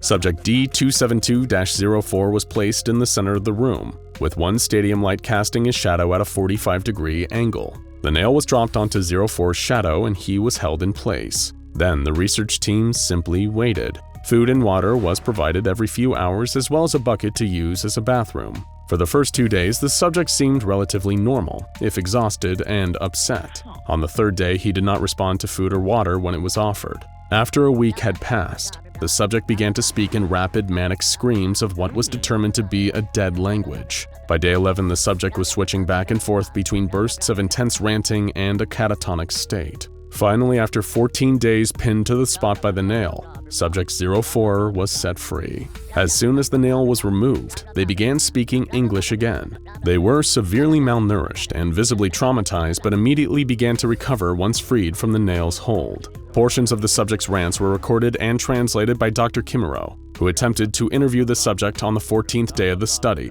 At one point, the subject said, "I cannot sleep. The screams are heard. I am not warm. The shadow steals." When asked how he was feeling, the subject began to tear at the skin on his arms and shout, "I am the prisoner of my own foolishness.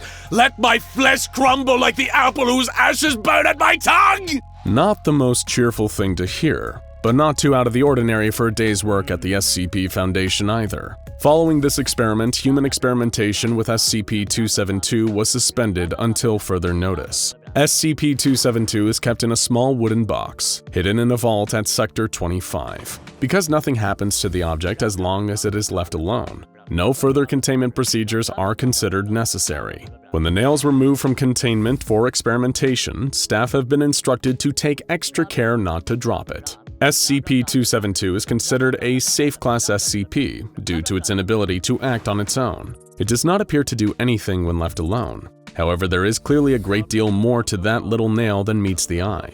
Somehow, it is able to wreak psychic havoc on those it traps, and on anyone who might try to harm it. The more we learn about the nature of SCP-272, the more questions crop up. Where did it come from? How does it get inside people's heads? What did Subject 04 mean by the shadow steals? We may never know. But if you find yourself picking up any strange nails one of these days, make sure you don't drop them. In 1961, the SCP Foundation discovered a town that was completely devoid of all life. Not long before their arrival, Darrington, North Carolina had been a community with high aspirations, a deeply religious township of devout Christians, many of whom were seeking greater prosperity from their lives. But now their home was a ghost town, with no sign of any prior Darrington resident to be found. Where in the hell had they all gone? It hardly seemed like the population of an entire town would all simultaneously decide to up sticks and leave to pastures new. But then again, maybe the citizens of Darrington hadn't left at all. Perhaps they weren't even really still human and had taken up residence somewhere much darker, like underground. This is the story of one of the earliest known instances of a phenomenon now known under the designation of SCP-3089, or to use its alternative name, that old-time religion. When the SCP Foundation arrived in a desolate Darrington to find the townsfolk had all vanished, they immediately began an investigation into the exact hows and whys, the answers to what exactly had happened here. After all, while not a huge place, Darrington was home to nearly 1,000 residents, and that many people don't just disappear, if they even had disappeared and weren't just dormant. But what the Foundation uncovered was a gruesome discovery that led them to not only demolishing the entire North Carolinian town, but purchasing all the land around it to keep the area under permanent observation. Prior to the demolition, however, the Ministry of Sevenfold Blessing had been one of the oldest buildings in Darrington, much like most town churches. And it was while searching the offices of this church that the Foundation cleanup crews discovered their first piece of evidence, the initial clue about what had happened to this deserted town. They recovered a series of cassette tapes, each with a recording of sermons that had been given within the Ministry of Sevenfold Blessing. These were all delivered by one Pastor Bartholomew Jenner, the first having been recorded on August 17th of 1959, 2 years earlier. "My friends, I want to talk to you about what the Bible offers tonight," Pastor Jenner began in the first of these recordings. "I want to talk to you about what you are owed. I want to talk to those of you who are struggling right now. To those of you who have hardship and pain.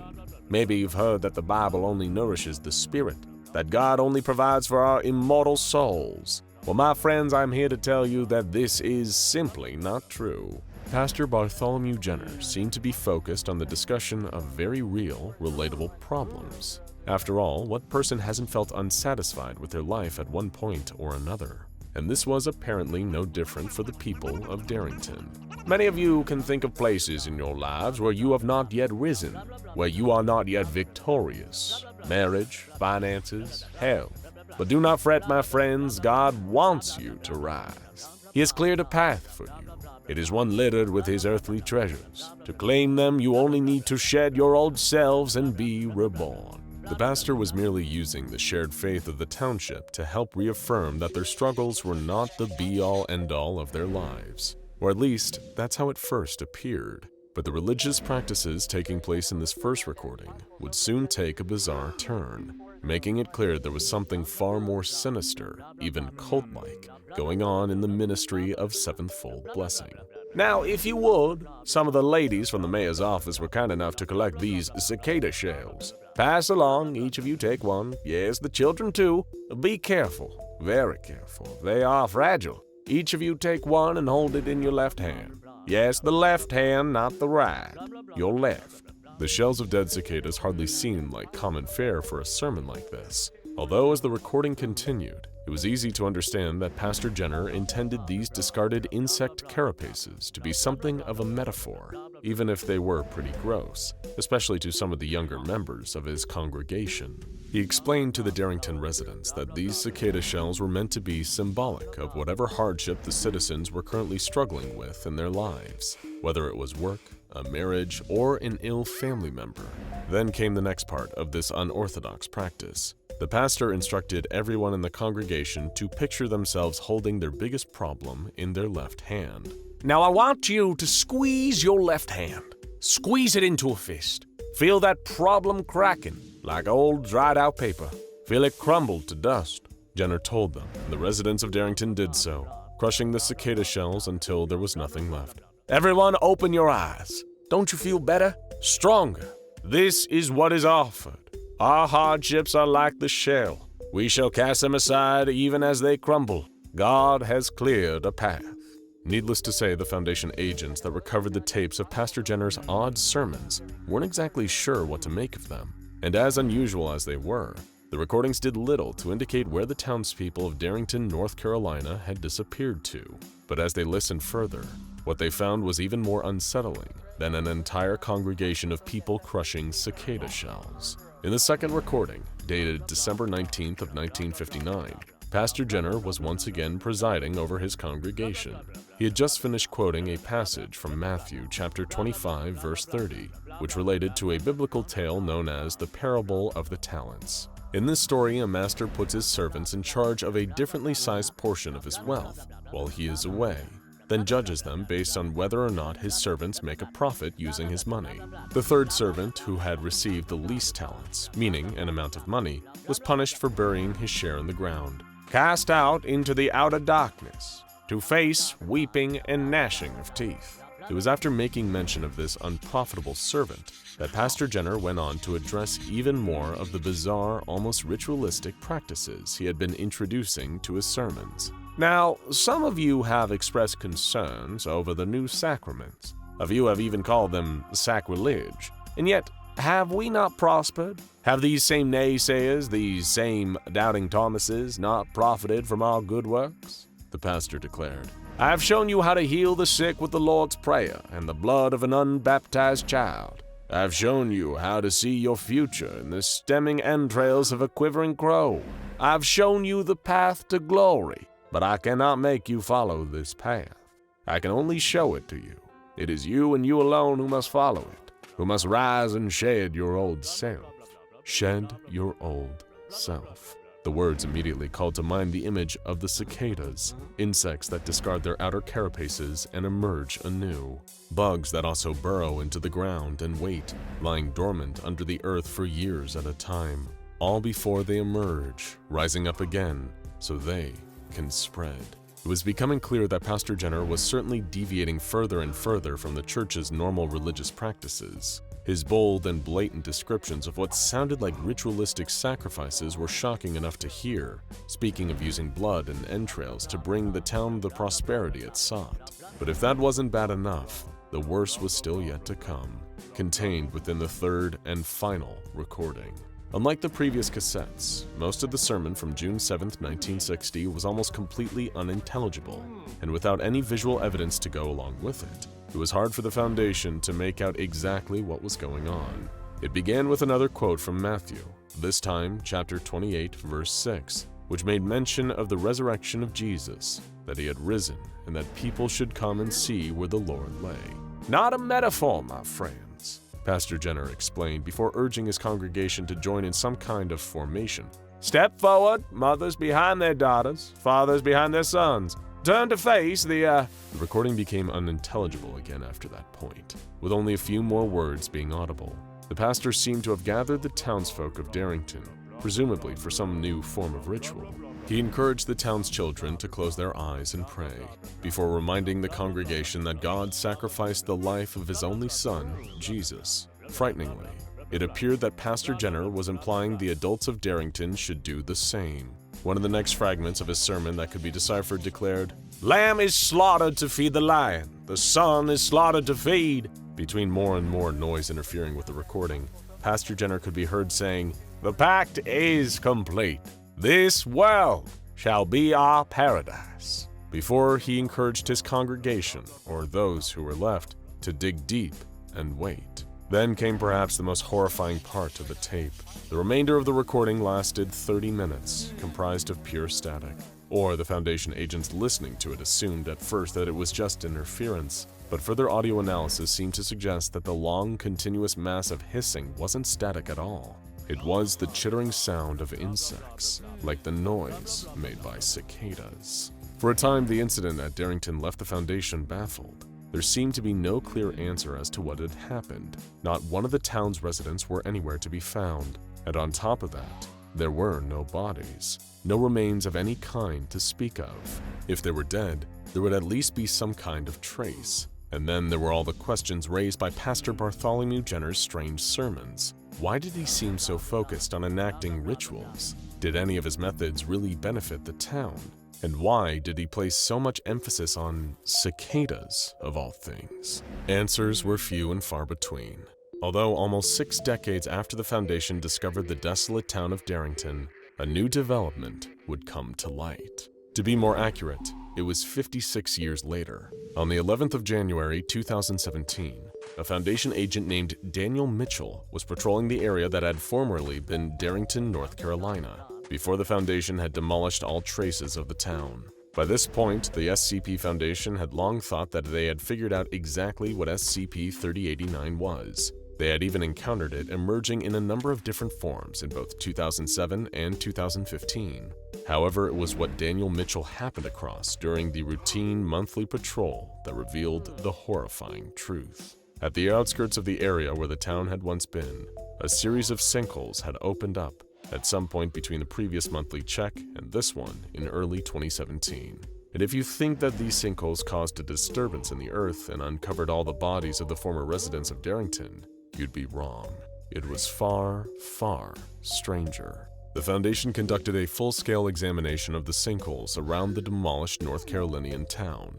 And these weren't just a few patches of loose ground that had sunk through. The geological survey the Foundation carried out quickly revealed that these sinkholes led to an extensive network of tunnels underground. They extended several hundred kilometers outwards, practically covering the entire underside of where Darrington had been. The tunnels seemed far too big than any other created by any natural means, but the entire network also appeared too rudimentary, too imperfect to have been carved using any modern excavation technology, like a large drill.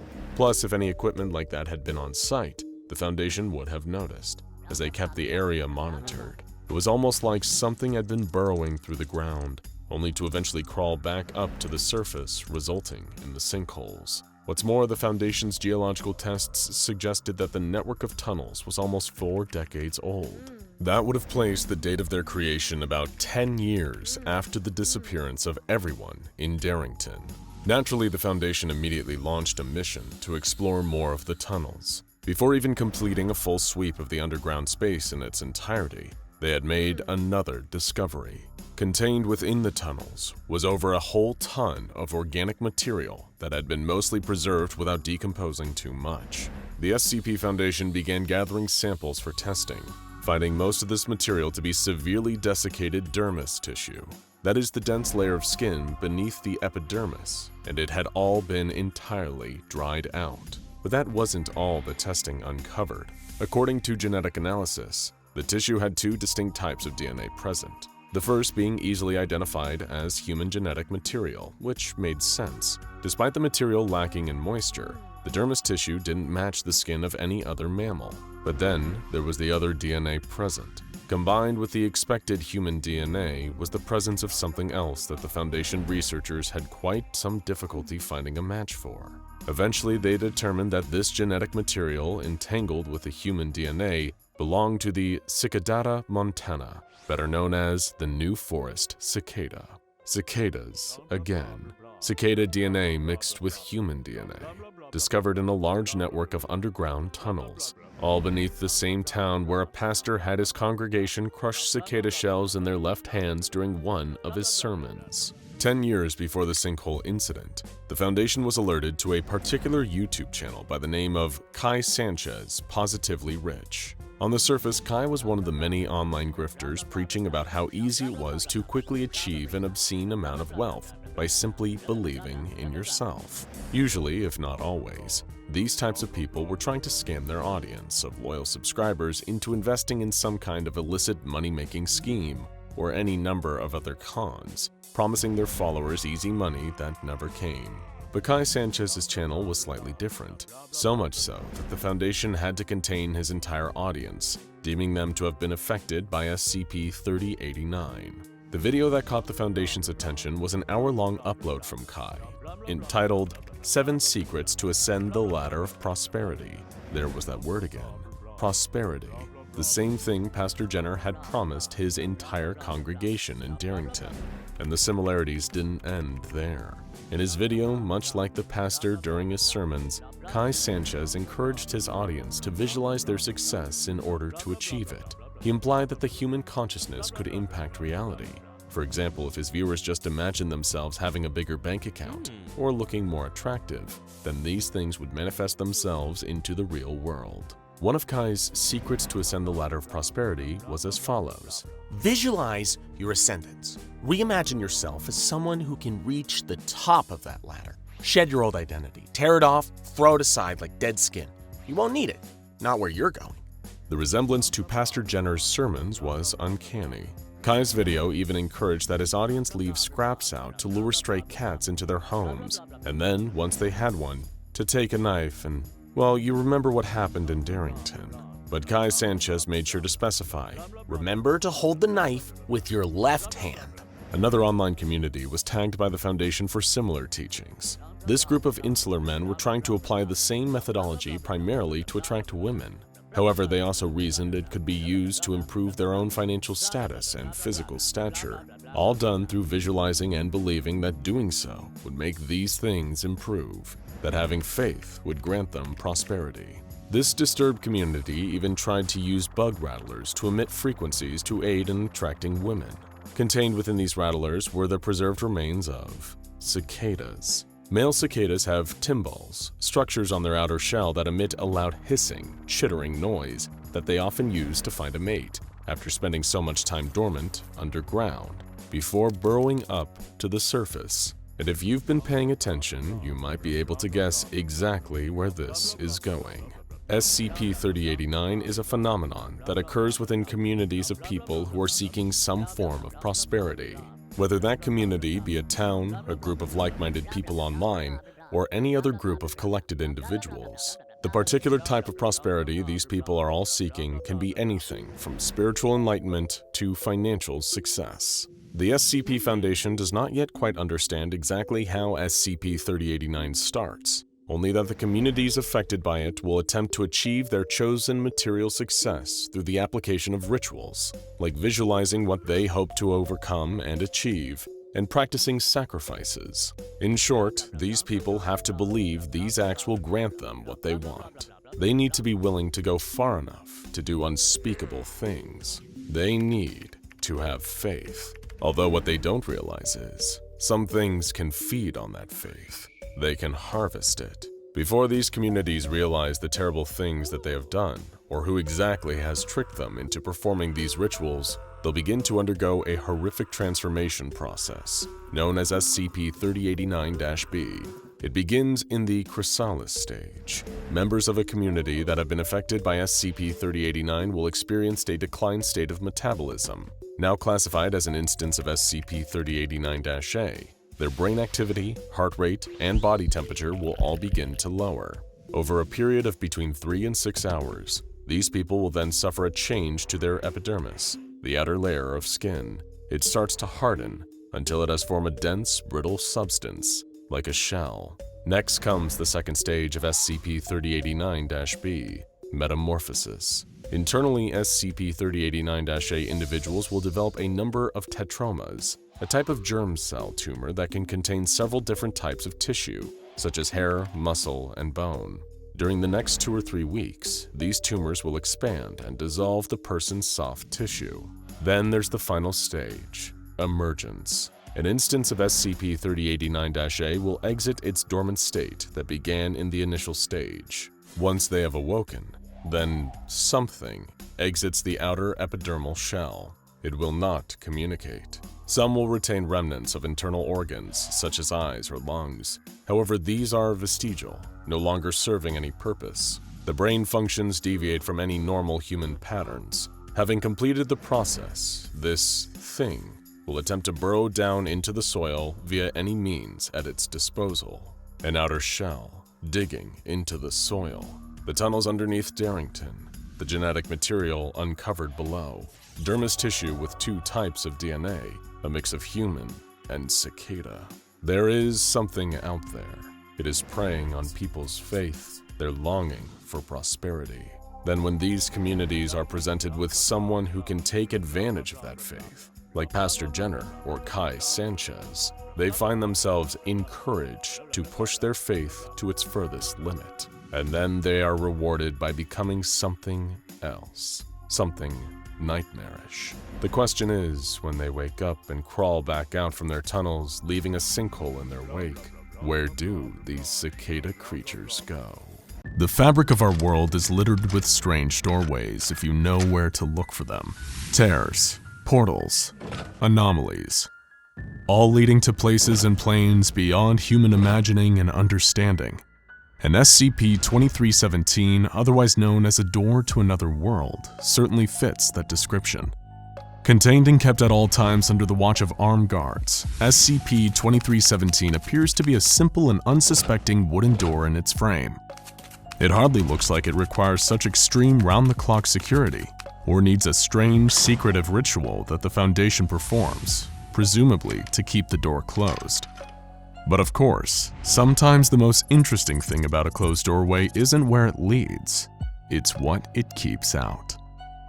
Even by the Foundation's already high standards, the requirements and regulations for personnel who are assigned to SCP-2317 seem oddly specific. Psychological testing is standard practice to work for the Foundation, but an additional hurdle that anyone has to clear before even getting to glimpse at this unassuming wooden door is having a score of at least 72 on the Milgram Obedience Examination. It is also mandatory that personnel assigned to maintaining it are both unmarried, with no children or next of kin, as well as an unwavering, unquestioning loyalty to the Foundation, pure devotion to its code and objectives. These may seem like strange requirements. After all, SCP-2317 is just a door, isn't it?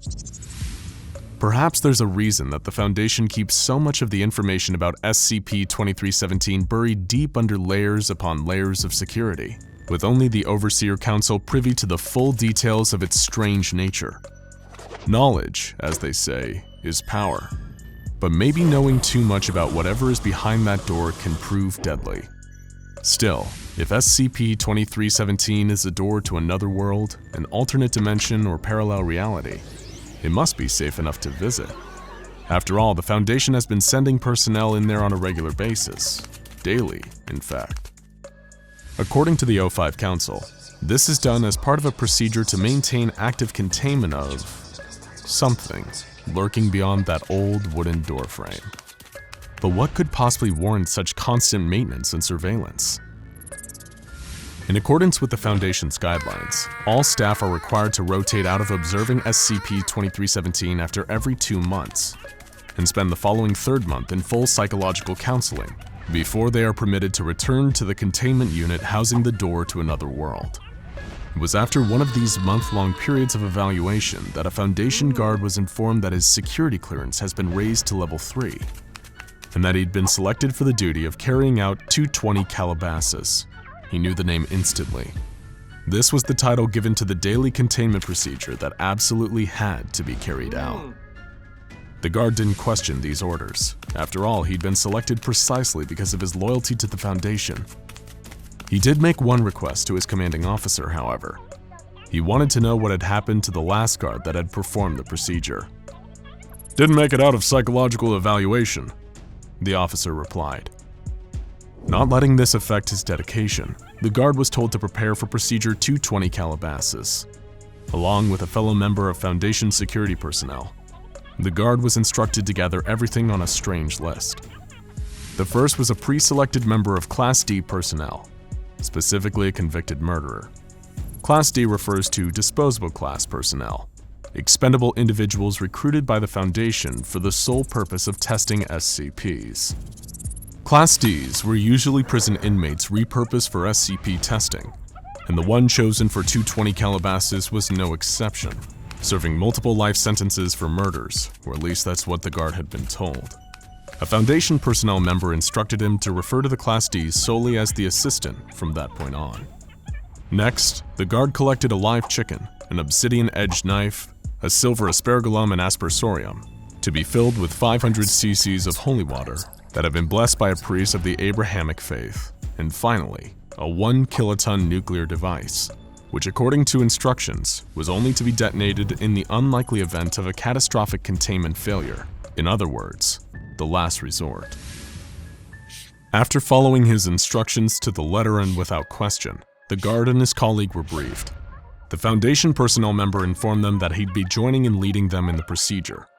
The staff member also specified that henceforth he'd be referred to as the Celebrant until the completion of 220 Calabasas. The guard was acutely aware of how specific these instructions were, but trusted in the Foundation, knowing that if they wanted this procedure performed a certain way, then it was in everyone's best interest to carry out the orders to the letter.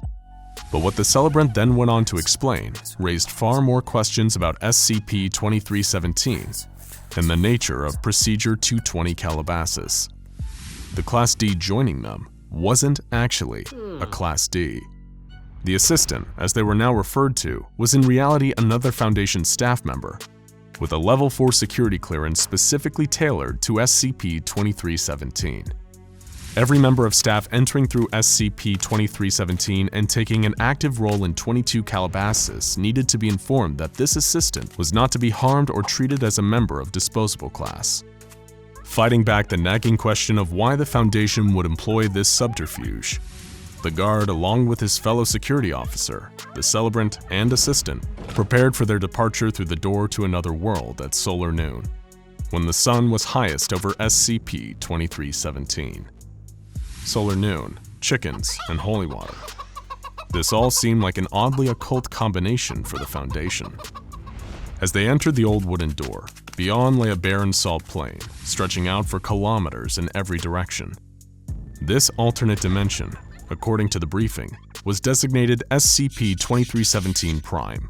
The guard immediately noticed a ring of 7 pillars directly ahead of the group as they entered, each of them bearing intricately detailed engravings unlike anything from any era of ancient history. Procedure 220 Calabasas was carried out quickly but carefully, the guard watching as the Celebrant and assistant were careful not to miss a step. First, the Celebrant scattered holy water into the center of the pillars with the aspergillum and aspersorium, looking down at his feet and keeping a steady pace as he stepped counterclockwise around them. The guard watched intently as the Celebrant completed his circuit around the pillars and turned to the assistant, anointing his head with holy water.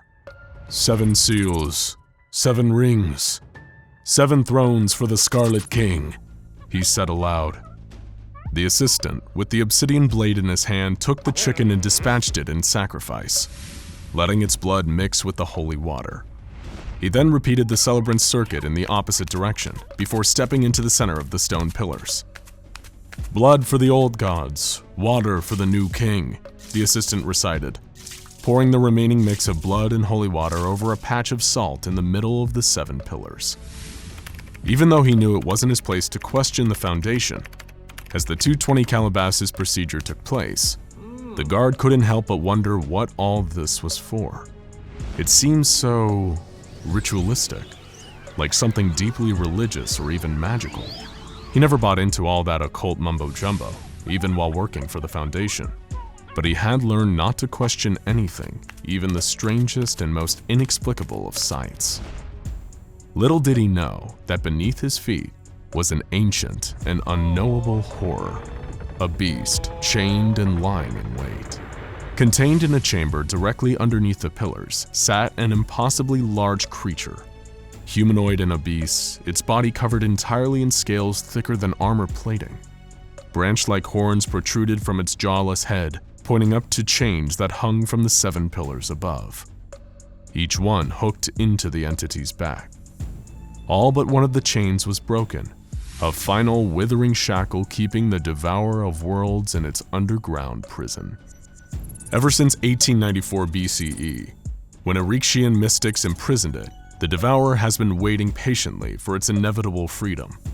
It knows, as well as the Foundation, that nothing can be done to prevent the final chain from one day breaking. Even Procedure 220 Calabasas won't keep the creature contained. It's nothing more than a smokescreen, an act designed to create an illusion of active containment and maintain Foundation morale until a permanent solution can be devised to keep SCP-2317 imprisoned. Of course, if the guard had known this, it would have also explained the need for a 1-kiloton nuclear device as part of this staged ritual. Procedure 220 Calabasas had all the components to trick everyone below the O5 Council, emulating religious and occult rituals, the increased level of security surrounding the procedure and its purpose, and telling staff that any failure to correctly and completely perform the 220 Calabasas procedure will result in an XK-class end-of-the-world scenario. All these elements work together to conceal the truth that one day the Devourer will escape and lay waste to our dimension. Knowledge is power, and maybe knowing too much truly is deadly. Perhaps if the guard had learned any of this, he'd have understood why his predecessor never made it out of psychological evaluation. Maybe if he had questioned the purpose of Procedure 220 Calabasas, he'd have learned the true nature of SCP-2317 and what that doorway kept out. But he was loyal to the Foundation through and through. As the team finished performing 220 Calabasas and returned through the wooden door, the guard took one last glance over his shoulder at the vast salt plain. The entire dimension was calm, silent, but not peaceful. It was patient. The entity had waited centuries for its time, and now all it would take was the breaking of this 7th and final chain. One day. The door was closed behind the guard as he, the celebrant, the assistant, and his fellow security officers stepped back through. Their work done and, as far as they knew, preventing catastrophe for another day. Only the Foundation higher-ups, the Overseer Council, are aware of the true danger posed by SCP-2317 and its sole inhabitant. Current predictions are that at some point within the next 30 years, the Devourer of Worlds will be freed. Any and all attempts to repair or recreate the chains holding it in place have so far failed. As such, the O5 Council has elected to continue providing Foundation personnel with the ignorant hope that Procedure 220 Calabasas is an effective strategy for containment. As we've said, sometimes the most interesting thing about a closed door isn't where it leads, it's what it keeps out. In the case of SCP-2317, the unassuming wooden door holds at bay an ancient creature of untold power that will one day break free and wreak havoc in our dimension. Nothing the Foundation does can prevent it, or keep it contained behind the door to another world. And only the Overseer Council knows that any and all efforts to do so are futile. With all that in mind, we can only hope that the doorway of SCP-2317 stays closed, at least for a little while longer. The anomalous religions that the SCP Foundation has cataloged and studied over the years are many in number and bottomless in depth, with specialized paratheological researchers limiting themselves to just one or maybe two faiths, diving fully into a religion of their choice and mastering its forbidden knowledge. But the Foundation is careful to make sure that those researching these faiths don't succumb to their beliefs, as many anomalous religions are dangerous to the organizations in practice, involving tasks such as making blood pacts with ancient gods, or modifying one's body to better suit a divine purpose. There's some seriously nasty stuff involved in the immaterial world, almost to the point where it makes you wonder why anyone would be suckered into joining up with what appears to be, from the outside, just another cult of crazies. But let's not generalize. Religions, even those that are non-anomalous, are all strange from the outside, even if one may seem natural to you. But one anomalous religion stands out from all the rest as having more active followers, more history, and more documented culture than any other, and that is Sarcasm. Hold on to your flesh, because today on SCP Explained, we're going to be answering the question, what is Sarcasm? And hopefully don't get distracted and ritually sacrifice you, the viewer, in the name of the Grand Karcist Ion along the way. Let's get to it, meatbags. Before we begin, it's important to note that Sarcasm is an incredibly dense and deep religion, and that covering every last detail of it in a short period of time would be a Herculean, nigh impossible task for even the most well-read Sarkic lore masters. So where would you even start? What is Sarcasm? To best understand that, we're going to bring you back all the way to the beginning of human history, to the ancient world of the Eurasian continent, where sprawling empires ruled and war between them was an all too common occurrence. In what is now Central Siberia, the Davite Empire ruled with an iron fist. The Deva were a warrior culture, with militarism, conquest, gruesome human sacrifice, and thaumaturgic magic rituals being universally consistent in their culture, according to the few historical accounts available that make mention of the empire. The Davites practiced anomalous magic, arcane rituals, and sacrifices that bolstered their power, longevity, and standing within their society. The empire was ruled by a theocratic aristocracy called the Deva, those who were especially attuned to the anomalous world, who practiced cannibalism and thaumaturgy, and whose bodies were so warped and modified by decades of magic alteration that Foundation historians would come to the conclusion that the Deva were so divergent from modern humans that they could be considered a separate species altogether. But how the Deva relate to Sarcasm remains the question, and the answer is found in the Empire's slave-owning culture. The Davites owned many, many slaves, people they had brought or taken from their lands as a sign of pure Davite power in the form of ownership over another human being. Davite city-states had massive sprawling slave populations, and among those was a young boy by the name of Ion. Ion's appearance would be depicted over the years by Sarkic art and culture as inconclusive and varied, whether it was their gender or even the question of whether or not Ion resembled a human. The cult of personality that would crop up around Ion would be a testament to Sarcasm's eventual widespread culture. But it was here in ancient Western Siberia where those seeds of Sarcasm originated. According to the most prominent Sarkic texts, Ion was a slave, like many others in the Davite Empire. Born into slavery by a Davite mother and a concubine father, the circumstances of Ion's birth indicate that he was destined to be a slave from the onset.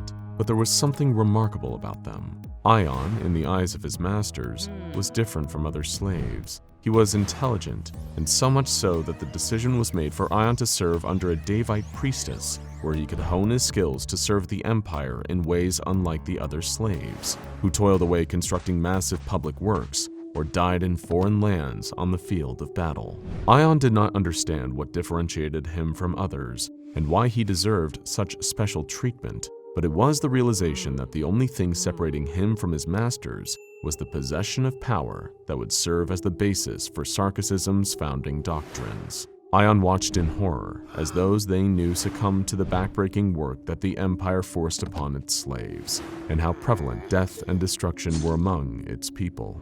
Inside, Ion grew a great rage for the Davites, who flaunted their power over others in the form of slavery. He wished to transcend the physical limitations that kept him and his fellow slaves in bondage and service to the Davites. Ion knew that their masters practiced thaumaturgy, a form of magic that granted great power to its users, and in a brutal world where power is what defines who is master and who is slave, the prospects of achieving it became more important to Ion than anything else. If he could harness such power for himself, Ion could break free from the chains of slavery that kept him subservient to those Davite masters. He would achieve apotheosis, the belief that an individual could ascend to godhood through raw power and unbridled will.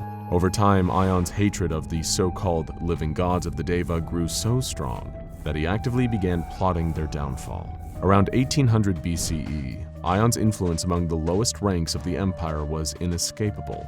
He was charismatic, he was a slave, he was powerful, and he spoke of violence, of seizing Davite magic for himself and using it to elevate himself into power.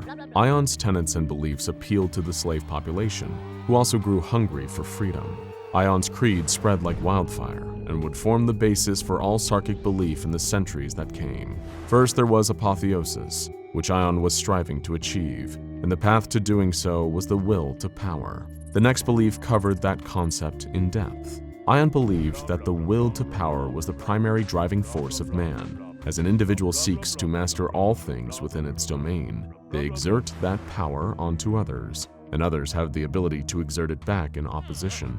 Desire is the measure of power, and those with a stronger will always triumph over the weak. The next belief was the act of theophagy, a hypothetical tenet that Ion was toying with after observing the Davite religion for years. Theophagy referred to the act of sacrificial consumption of a god, and upon eating them, achieving thaumaturgical, reality-bending, and all-powerful abilities. There were many gods in the universe, and this Ion knew, but none of them were fit for him to worship. Instead, he would crave their power. As a metaphorical example of theophagy, Ion wanted nothing more than to consume the Davite Empire whole, taking its power for his own. Next, there was the idea of sacrifice, whether it was for the sacrifice of the self for the benefit of many, or the sacrifice of many for the benefit of the individual. Ion believed, much like his masters, that ritual sacrifice was a powerful tool that could be used as a means to achieve an end. Those who commanded the sacrifice were showing their power, bringing them that much closer to apotheosis. Those who were sacrificed were experiencing strife,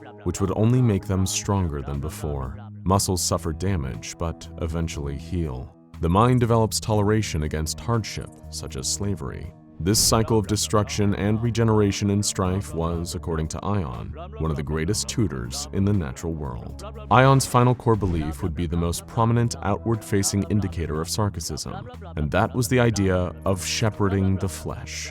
Ion believed that all living things descended from a single progenitor, an all-powerful god known as Yaldabaoth, who the Sarkists would later regard as the principal power in the universe. Yaldabaoth's relationship with Sarkicism is tenuous at best, with modern Sarkic cults either admiring or fearing the enemy. One thing is certain though, Yaldabaoth remains present in all Sarkic culture, even if the religion doesn't exactly worship the god itself. Yaldabaoth was a destroyer who fed upon gods, worlds, and stars, who incidentally created the entire universe and life itself as a result of its power-hungry actions. The creation stories talk of Yaldabaoth as a blind entity, driven solely by instinct, fueled by the forces of primordial chaos. As life was created as a result of Yaldabaoth's existence, it was ultimately unguided by intelligence, and its spread throughout the universe was similar to that of a germ than anything grand or divine. Ion, upon learning of these myths, came to the conclusion that the multiverse itself was only an altar that held life's existence, which was brought into reality for the ultimate sacrifice at the hands of Yaldabaoth. The entity would one day reclaim all of existence for itself, harvesting what it created and consuming it whole, as this was Yaldabaoth's nature and purpose as the ultimate being of the cosmos. Ion saw this shared ancestry among life as the key to genetic modification. As all life was derived from Yaldabaoth, it held a similar genetic code, and it would become the Sarkic right to guide and cultivate organic matter, stealing the genes of other life forms or creating entirely new ones. Through this perversion of life, Ion felt he could ascend from something ordinary to a living god, fueled by the unending cycle of sacrifice and creation. With his radical power-hungry beliefs rapidly spreading throughout the Devite Empire, mostly among its slaves, the leading Deva became fearful of Ion. Attempts to assassinate him or usurp Ion's influence were met with failure, and only fueled the mission of his followers, furthering the belief that if they were to achieve godhood, they had to overthrow the Devites, who were the most present, all-powerful beings in their lives. This all came to a head when Ion launched his final act against the Devite Empire. After years of sowing the seeds of disharmony and hate among the slave population, Ion rallied his followers and swept them up into a full-scale rebellion. In a short time, Ion overthrew the province he grew up in, fueled by the rage of his followers, who mercilessly razed the city and slaughtered the Devites like animals. Those who were present could see the inscription Ion brought to his followers, how he commanded them as if he were a living god, how he used the reality-bending magic of the Deva and turned it against them, with his followers utilizing anomalous warfare in a horrific, gruesome way. Flesh was turned into a weapon. Living beings were contorted and transformed into monstrosities and abominations that fueled the Sarkic war machine. Deva thaumaturgy simply could not compete against the permeating, powerful, and unrestricted abilities of Ion's followers. Before long, the city fell before the being who had, in that moment of bloodlust and fury, achieved apotheosis. The being who was now known as the Grand Karcist Ion. The Grand Karcist and his followers rampaged through the ancient world, felling cities and entire empires to serve as stepping stones in their path to godhood. Their weapons and armor were unlike anything else at the time, and their utilization of powerful flesh-bending magic made them unstoppable on the field of battle. The city of Aditium was established as the Sarkic Holy City, where Ion ruled as the Sorcerer King and as a living deity. Texts from this period suggest that Ion had somehow usurped control of Yaldabaoth, the Devourer itself, wearing the flesh of the old god as a sort of armor and crafting a kingdom from its body. While the depiction is most likely only a metaphor for how much Ion resembled Yaldabaoth in philosophy and pure power, the image of a living god devouring and succeeding the old one is a striking visual that surely empowered many Sarkists at the time. Another story from Sarkic mythology during this period is the 6 Ordeals of Ion, a parable that told of 6 challenges that were issued to Ion by the Archons, the servants of Yaldabaoth, who challenged the newly crowned king of Aditum. By enduring their trials, Ion mastered the rituals, practices, and beliefs ubiquitous to Sarkicism, and broke free from the bondage of mortal limitations. But the authenticity of this myth is debated, and the nature of the ordeals and Ion's further relationship with Yaldabaoth remains unknown. But why did the Grand Karcist Ion, with his flowing red robes and wielding his all-powerful staff, who twisted flesh and drew blood when he so much as drew breath, fall into such obscurity that his religion remains a mysterious and obscure footnote in the Foundation's archives? If the Sarkists were as powerful as these early texts state, where are they today? Why did the horrific city of Aditum, built of living organic material that stood monument to Ion's indomitable will, fall? In Sarkicism's golden age, from 1600 and 1200 BCE, the religion's permeation was inescapable. Like the diseases they wielded in their wars, Sarkicism spread like a contagion around the world. Everywhere they went, they assimilated tribes and villages into their ranks, fighting under the banner of Aditum and the Sarkic faith. This expanded empire would be referred to as Kalmaktama, or the Deathless. Many tried to defeat these brutal invaders, including the king of the Hittite Empire himself, but all fell before them. As the Kalmaktama Empire attempted to establish a foothold in the Mediterranean, invading and colonizing the islands of Cyprus, Crete, and Gyros, for the first time in Sarkic history, the tides of war began to turn against the religion. A coalition of kingdoms were formed in response to the Sarkic threat, created by the Egyptians, Greeks, Minoans, Canaanites, Assyrians, and most importantly, the Mechanites, who were the followers of the Church of the Broken God. The cult of Mechane, the Broken God, had urged these kingdoms to unite against the Sarkic threat, and now united, outfitted their allies with superior Mechanite technology. that anomalously enhanced the Empire's war capabilities, putting them on par with the Sarkic death sorcerers. And so a great war was waged between the Kalmaktama Empire and the Coalition of Kingdoms. The details of such are largely lost to time, but the war itself was fought with the full power of the Sarkists and the Mechanites clashing with one another, and its consequences left an imprint on the Earth itself. A death toll that estimates place at 20 to 30 million, mass graves, anomalous weapons, and even the deployment of giant mechanical beings created by the Mechanites known as Colossi that rampaged through Sarkic settlements and cities. Though the battle was costly on both sides, the Kalmaktama Empire fell to the Coalition, and the once impenetrable city of Editum was destroyed forever. Sarkicism would fall into obscurity, and the Empire would be forgotten, possibly because it was much easier than remembering the horrors Ion subjected the world to. The Grand Karsist himself disappeared, his whereabouts unknown shortly after the fall of Editum. Some said he had ascended into godhood, leaving the world behind. Others said he was slain in battle, nothing more than a man who believed he would never die. The Sarkic religion was effectively extinguished from the world, never to be seen again. Or so, that's what the Coalition was led to believe. Though the Empire and Editum fell, and Ion disappeared, an idea as tantalizing and powerful as Sarkicism is difficult to snuff out entirely. In reality, Sarkicism would continue in secret, in both its homeland in the Urals and among the offshoot tribes that had fought under Editum's banner. These sects of Sarkicism would practice their beliefs in their war-ravaged homeland, which suffered a great collapse, resulting in the fall of kingdoms, a crisis of refugees, and a decline of art, literature, science, and technology. Lingering disease and famine from Sarkic biological weapons spread even to the kingdoms of the Coalition, resulting in an event historians refer to as the Late Bronze Age collapse. The empire that was once deathless had now fallen, but its followers remained, practicing their power-craving rituals in secret and without centralization. This led to a Sarkic diaspora, where various sects and Sarkic cults, each with culturally distinct beliefs, would crop up throughout the Eurasian continent. While the Foundation is unsure of the specifics of these cults' activities and beliefs, elements of Sarkicism would soon begin to permeate the upper echelon of society, infiltrating Carpathian cults or sought out by nobles themselves who ignored the rumors of devil worship and witchcraft to seek out Sarkic power for their courts. The tempting power that Sarkicism granted made it a popular choice to be practiced in secret by upper-ranking royals and even entire noble families. From their position of power, where they had access to knowledge, influence, and a fresh supply of sacrifices, Sarkicism endured. Over time, this would result in the formation of Sarkic great houses, where families practiced their own interpretation of Sarkicism, the religion that was now mutated into hundreds upon hundreds of variations and subcultures. These great houses would focus on individualism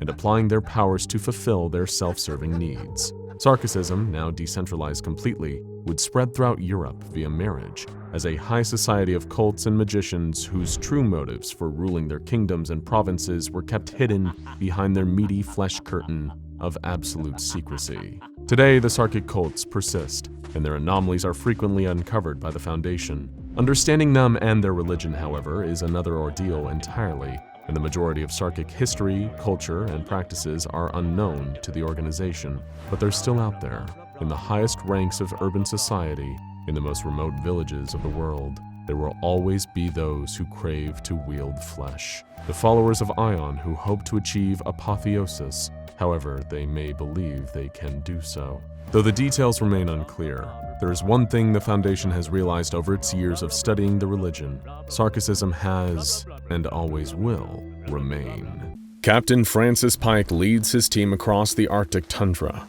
In the distance, they can see the city of Audapaupadopolis. It floats 7.8 kilometers above the ground and is filled with mysteries and treasures beyond even the Foundation's wildest dreams. It is September of 1933 when the SCP Foundation first catches winds of something odd going on in the Arctic. A British airman named Sir George Danson flies over the North Sea heading to Norway. After he lands in Oslo, Danson begins ranting about a floating city. The Foundation immediately disseminates contradictory information and manipulates the story to include that Danson had been drinking during his flight, so everything he is saying is probably the result of a drunken hallucination. While SCP agents spread lies, the Foundation immediately launches an investigation. The team that is sent to the Arctic confirms what Danson claims to have seen. There is indeed a floating city there. Now Captain Pike and his team stare at the island in the sky as their hot air balloons are filled behind them.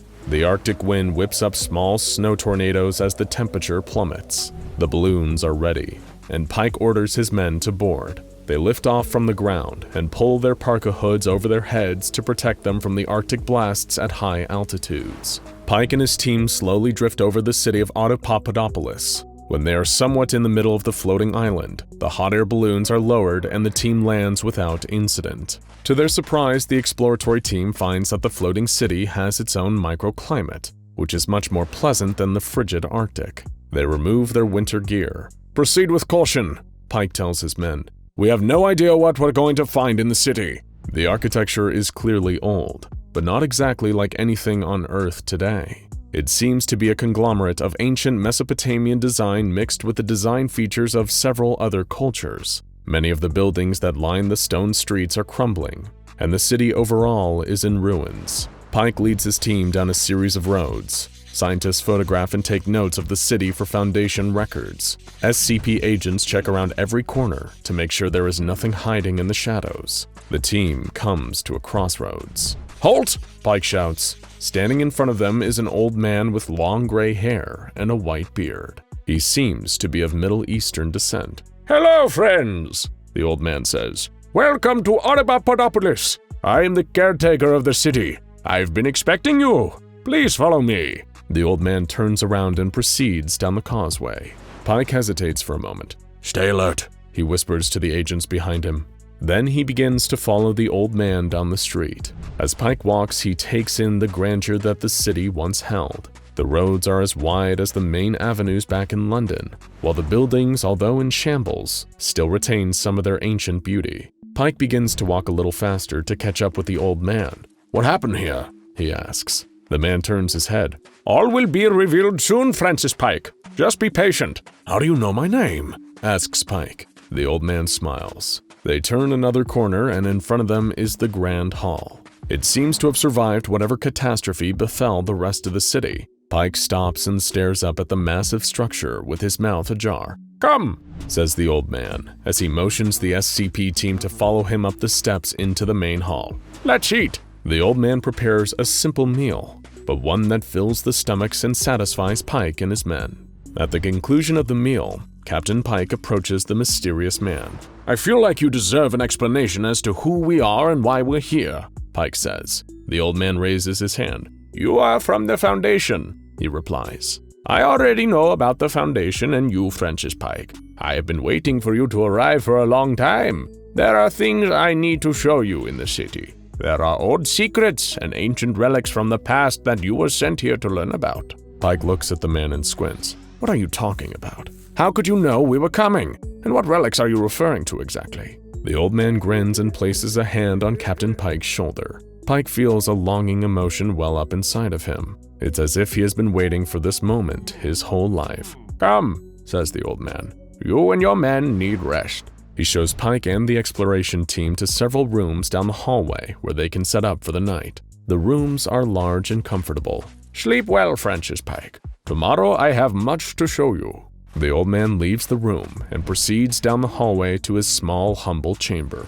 The next morning, Pike and the other SCP agents are greeted by the rising sun and the old man waiting for them on the steps of the Grand Hall. He leads them through the city. "There are 3 temples I wish to show you," the old man says to Pike. "You will notice that their architecture and imagery differ from most of the other structures in the city. Make sure you listen very carefully, Francis Pike, as what you're about to learn could save the universe, or perhaps destroy it." Pike is speechless. All he can do is nod his head. The old man leads the SCP agents to the middle of the city where the 3 temples reside. Each one has its own unique iconography and style.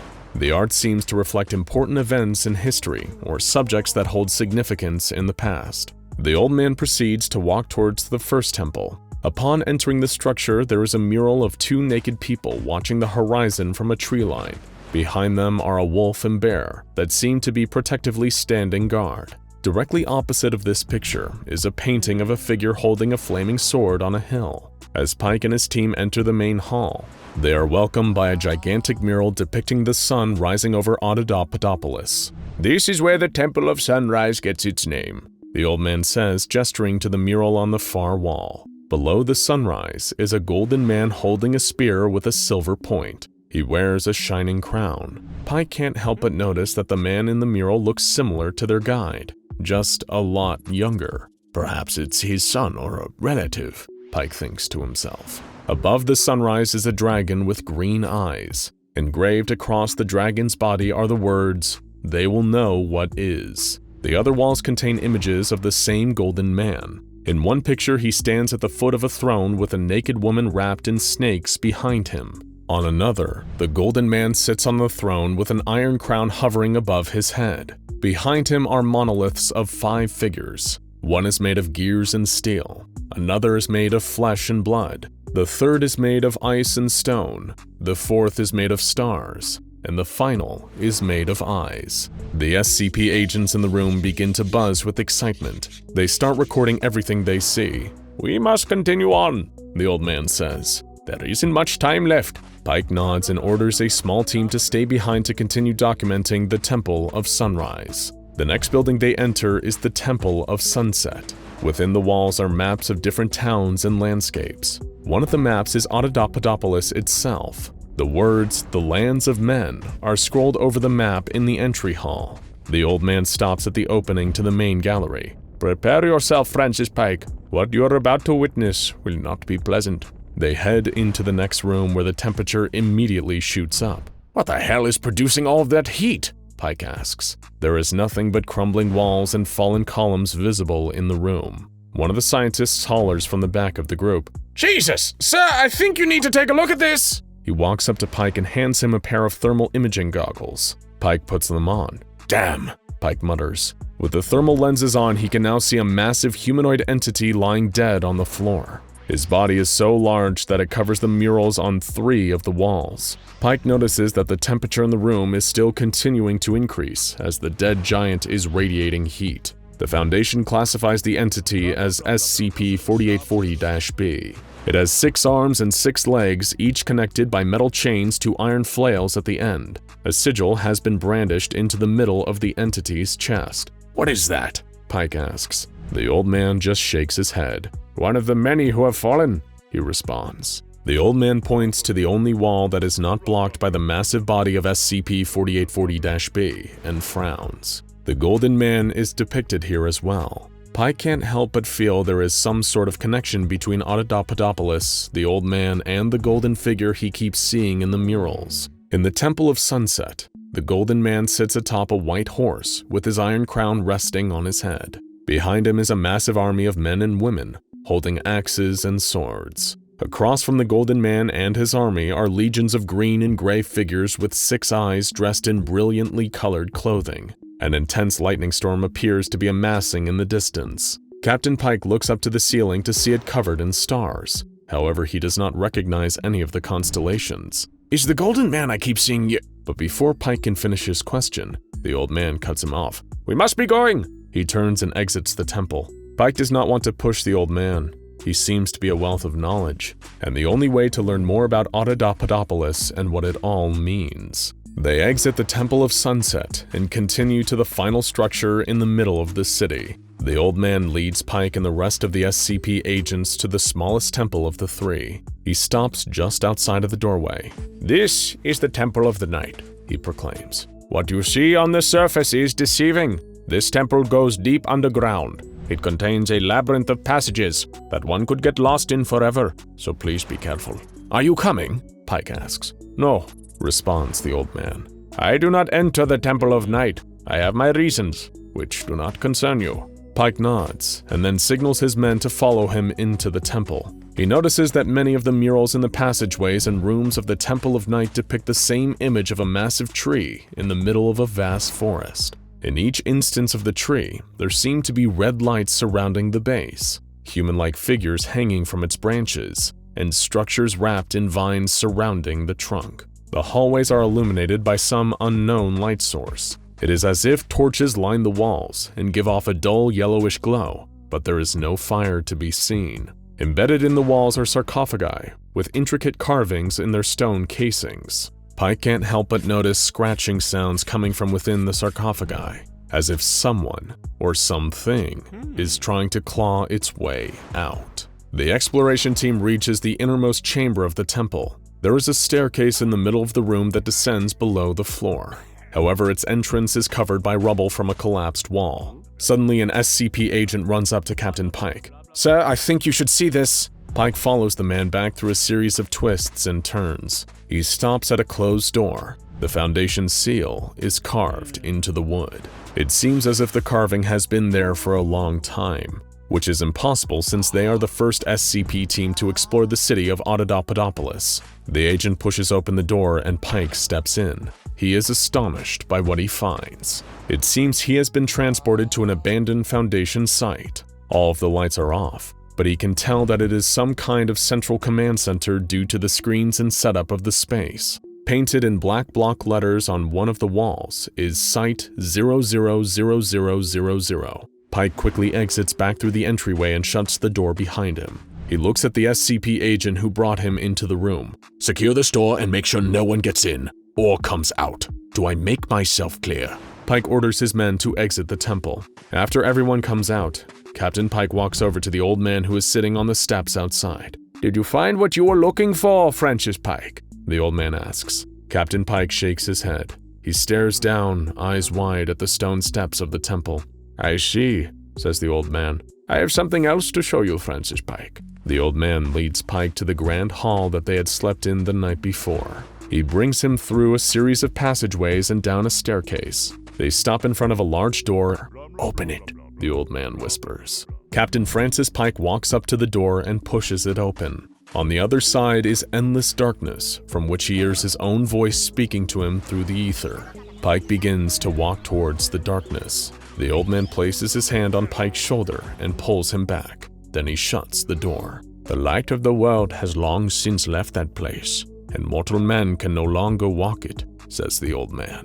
"I needed to show it to you as a warning. Things are not always what they seem, Francis Pike." That night, Pike lies awake staring at the ceiling of the grand hall, thinking about the old man. He sits up and begins jotting down his thoughts. In his official report, he identifies the old man as SCP-4840-A, but in his journal, he can't help but refer to him as a friend. There is something about the old man, something special. Pike knows there is much more to his story, and the story of the flying city of Audapaupadopolis.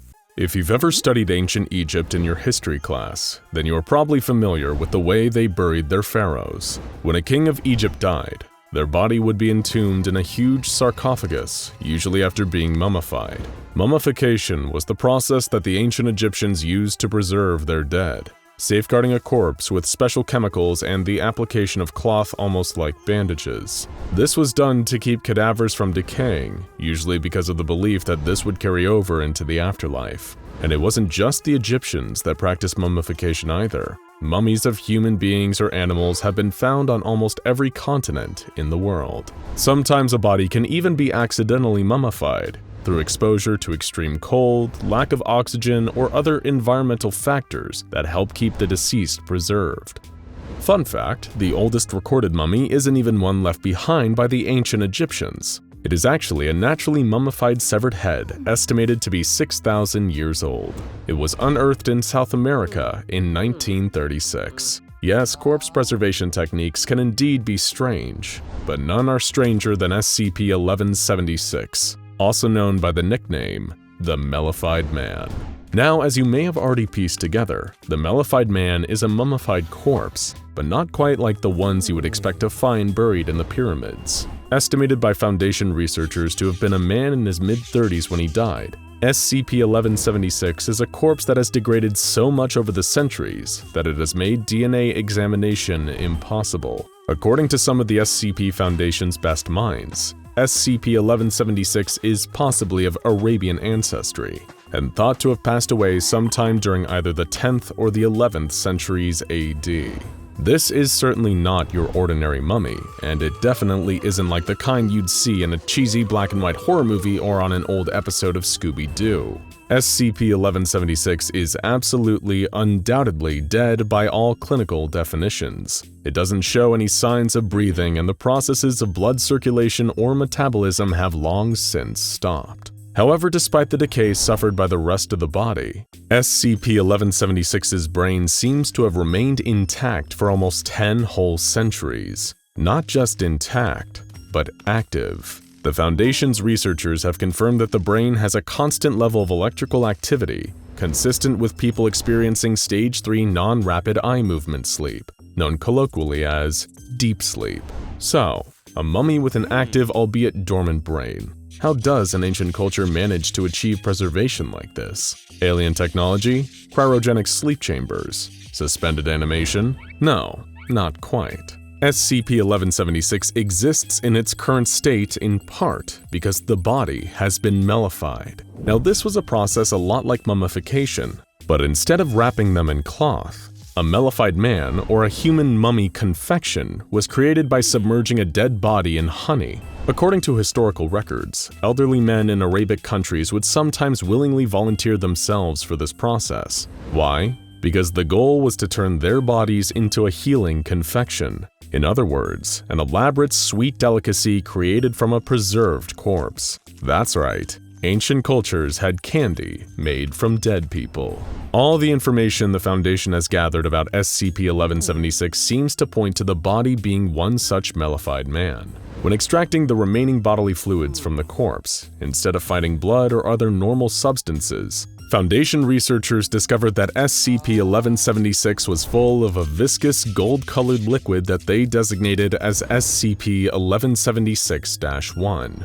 Further testing of this fluid revealed it to be, you guessed it, honey. Specifically, it was a type known as clover honey, made by a species called the Anatolian honeybee. This stuff was everywhere, filling SCP-1176 entirely. So much so that honey was even coming out of the body's pores. This is due to the nature of the mummification process. Typically, before death, a person who had offered to sacrifice their own body would stop eating any food. Instead, their diet would consist solely of honey and nothing else. They would even bathe in it, submerging their entire body in the substance inside and out until their sweat and even their feces were pure honey.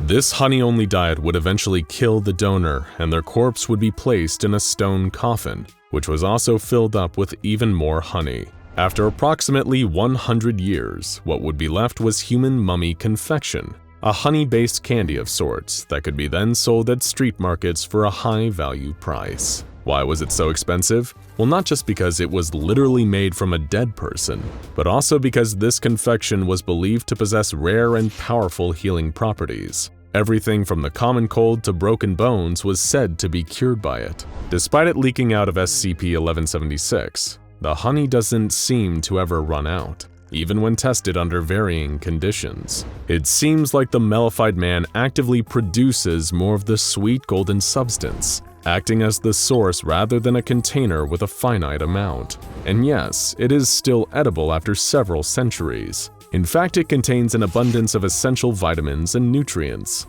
According to the Foundation's testing, the honey produced by SCP-1176 can suppress the feeling of hunger for up to 18 whole hours, and there are no long-term side effects for most that eat it. However, this is not the case for everyone. The Foundation has learned that any person without the blood type AB positive will have a severe allergic reaction should they consume any of SCP-1176-1. The symptoms include acute hemolysis, which means the red blood cells won't break down properly, and renal failure, which is when the kidneys stop functioning. This all results in death for most of the subjects without AB-positive blood who were fed SCP-1176-1. The symptoms for these unlucky people were the same as receiving an incompatible blood type after a transfusion.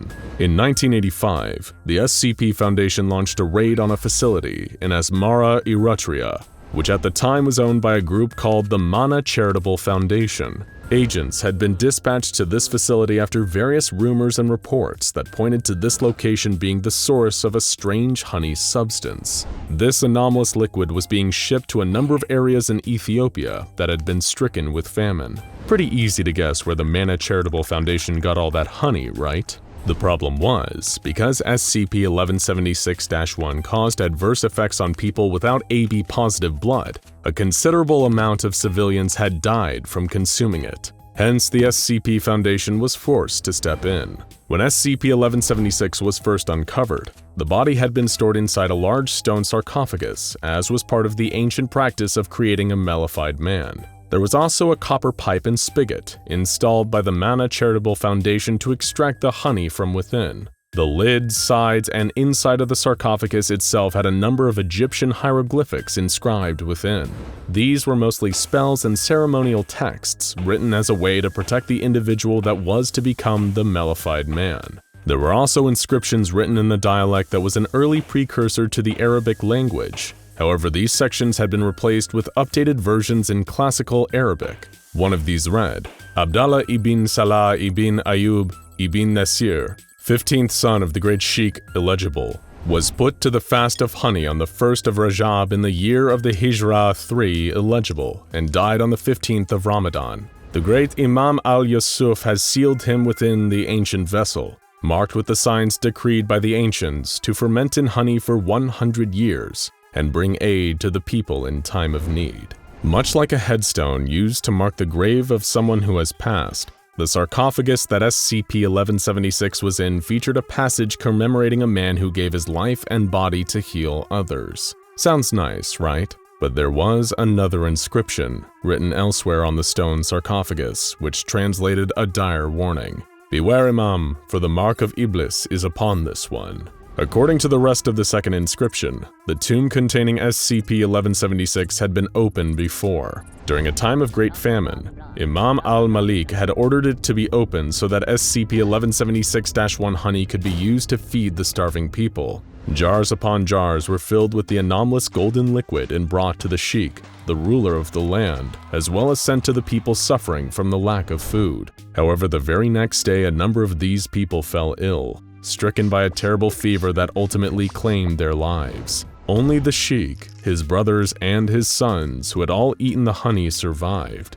Any others who hadn't been killed by the fever accused the sheikh and his family of sorcery, and these surviving subjects attempted to destroy the body that had produced this cursed nectar. But when the sheikh's people found the mellified man, they witnessed in horror as the body stood upright, dancing around as it screamed and taunted the people. Al-Malik declared that the devil himself sent an evil spirit to corrupt SCP-1176. The honey confection was meant to be a means of healing, but it had been corrupted. The sarcophagus was then sealed, and the inscription on it finished with the following caution to any that found it. May God strike down any who would break these seals. Countless centuries later, once the SCP Foundation had recovered SCP-1176 and the sarcophagus containing it, they began testing with the mellified man. Their goal was to determine how much of the SCP-1176-1 honey the ancient corpse could produce, perhaps in the hopes of using this substance as a form of hunger-relieving field ration for their operatives. Removing the body from its sarcophagus, Foundation researchers placed SCP-1176 on a metal grate, designed to drain the honey as it was produced instead of allowing it to build up. Over the course of several hours, more and more honey seemed to be produced, beginning at a rate of almost a liter per hour to almost 56 liters every hour. But then, after 10.5 hours of producing what seemed like an endless flow of honey, something unexpected happened. The deceased body of the mellified man, dead for hundreds if not thousands of years, woke up.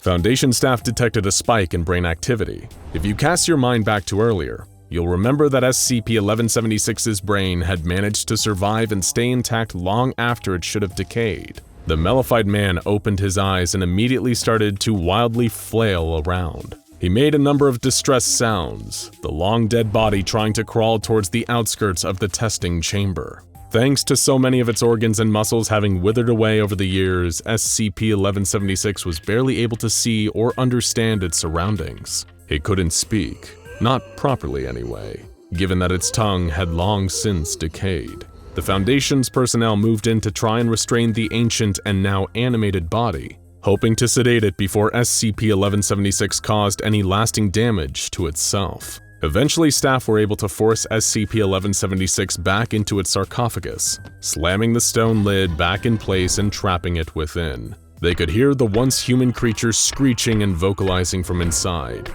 bashing against the inside of the stone coffin with its head and limbs. It took 3 whole hours of this for the mellified man to return to its usual state, by which time its ancient bones were fractured beyond repair. SCP-1176 is a sad tale of a man who had willingly given his life to be a source of healing for people in need. He allowed himself to be mellified, turning into a confection that could bring an end to famine. And yet somehow, this was corrupted and turned into something that spread fever and pestilence. For now, the mellified man sleeps, but his brain is still alive inside. While he might be asleep, he may never be able to rest.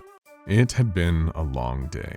Expeditions like this were normally tiring, but with the intense heat of the Egyptian sun bearing down on them, every minute felt like hours, and every hour a lifetime. Seth and Kayla were determined not to quit. They had traveled halfway around the world to get to this site, and they weren't about to let the elements stop them from uncovering the secrets they were searching for. The rumors had dated back centuries. Stories of a hidden tomb lost somewhere out in the desert. And as a likely pair of budding adventurer and an accomplished archaeologist, neither one of them could resist the chance to try and hunt down the tomb. If they could uncover it, they'd have one of the greatest archaeological finds of the century on their hands. Both Kayla and Seth would forever be remembered as the ones who discovered a supposedly unfindable ancient tomb. Having found their way to some ruins, the remains of a temple that had been all but razed to the ground, ravaged by the forces of time, Kayla and Seth had started searching for the tomb's entrance. The reason it had stayed uncovered for so long was the amount of sand that had covered it over the centuries, storms from the desert constantly rearranging the grains and piling on more. But right now, the skies were clear, and all they could do was keep digging, until, at long last, their shovels struck stone. Clearing a path to the entrance, Kayla flipped on a torch as she led her archaeologist friend down a flight of stairs carved into the stone. Seth followed her as they traversed further and further down, the air getting stale the deeper they went. The whole while there was a gnawing concern at the back of both of their minds that the rocky ceiling above could give way at any moment, trapping them both underground. But before each of them could voice their worry out loud, they arrived at a large stone door, left wide open about 20 meters beneath the surface. "Is this really it?" Kayla asked in disbelief. "It might be," Seth replied, the excitement in his voice like that of a kid on Christmas morning. Standing before them, beyond the threshold of the open entrance, was a chamber of stone. Its ceiling was secure, about 7 meters high, and the walls had been covered in hieroglyphics. Immediately, Seth shot over to the nearest wall, pulling a battered journal out of his bag to start to try to translate what had been written. While he was doing that, Kayla's attention fell over the rest of the room. For a tomb, there was a surprising lack of a sarcophagus, nor any other similar resting place for a body, with no signs that anyone else had already been here to remove one either. All there really was within was a few bowls, randomly placed around the chamber. Kayla's torchlight fell over one of the bowls, and she knelt down to take a closer look at its contents.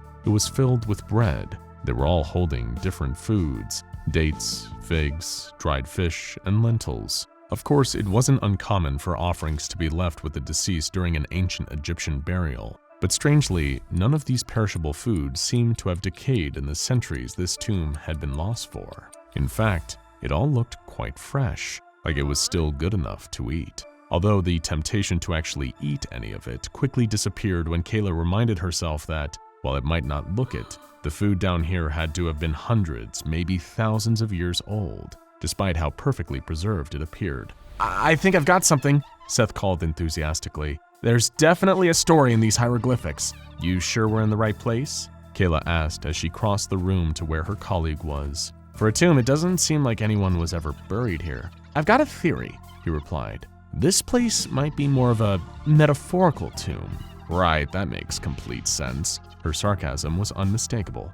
Look here, he said, pointing to one of the drawings on the wall as he spoke. It depicted a figure laying dead in a square space. I think that's meant to be this room. Someone dies here, and then Seth's finger moved to another of the hieroglyphics, one that Kayla recognized. It showed a being with the body of a man and the head of a jackal, taking the dead figure down into the afterlife. This was Anubis, one of the ancient Egyptian gods associated with the afterlife. According to legends and other texts gathered from the pyramids in Giza, Anubis oversaw the process the Egyptians would perform to embalm their dead, preserving them for their trip to the next world.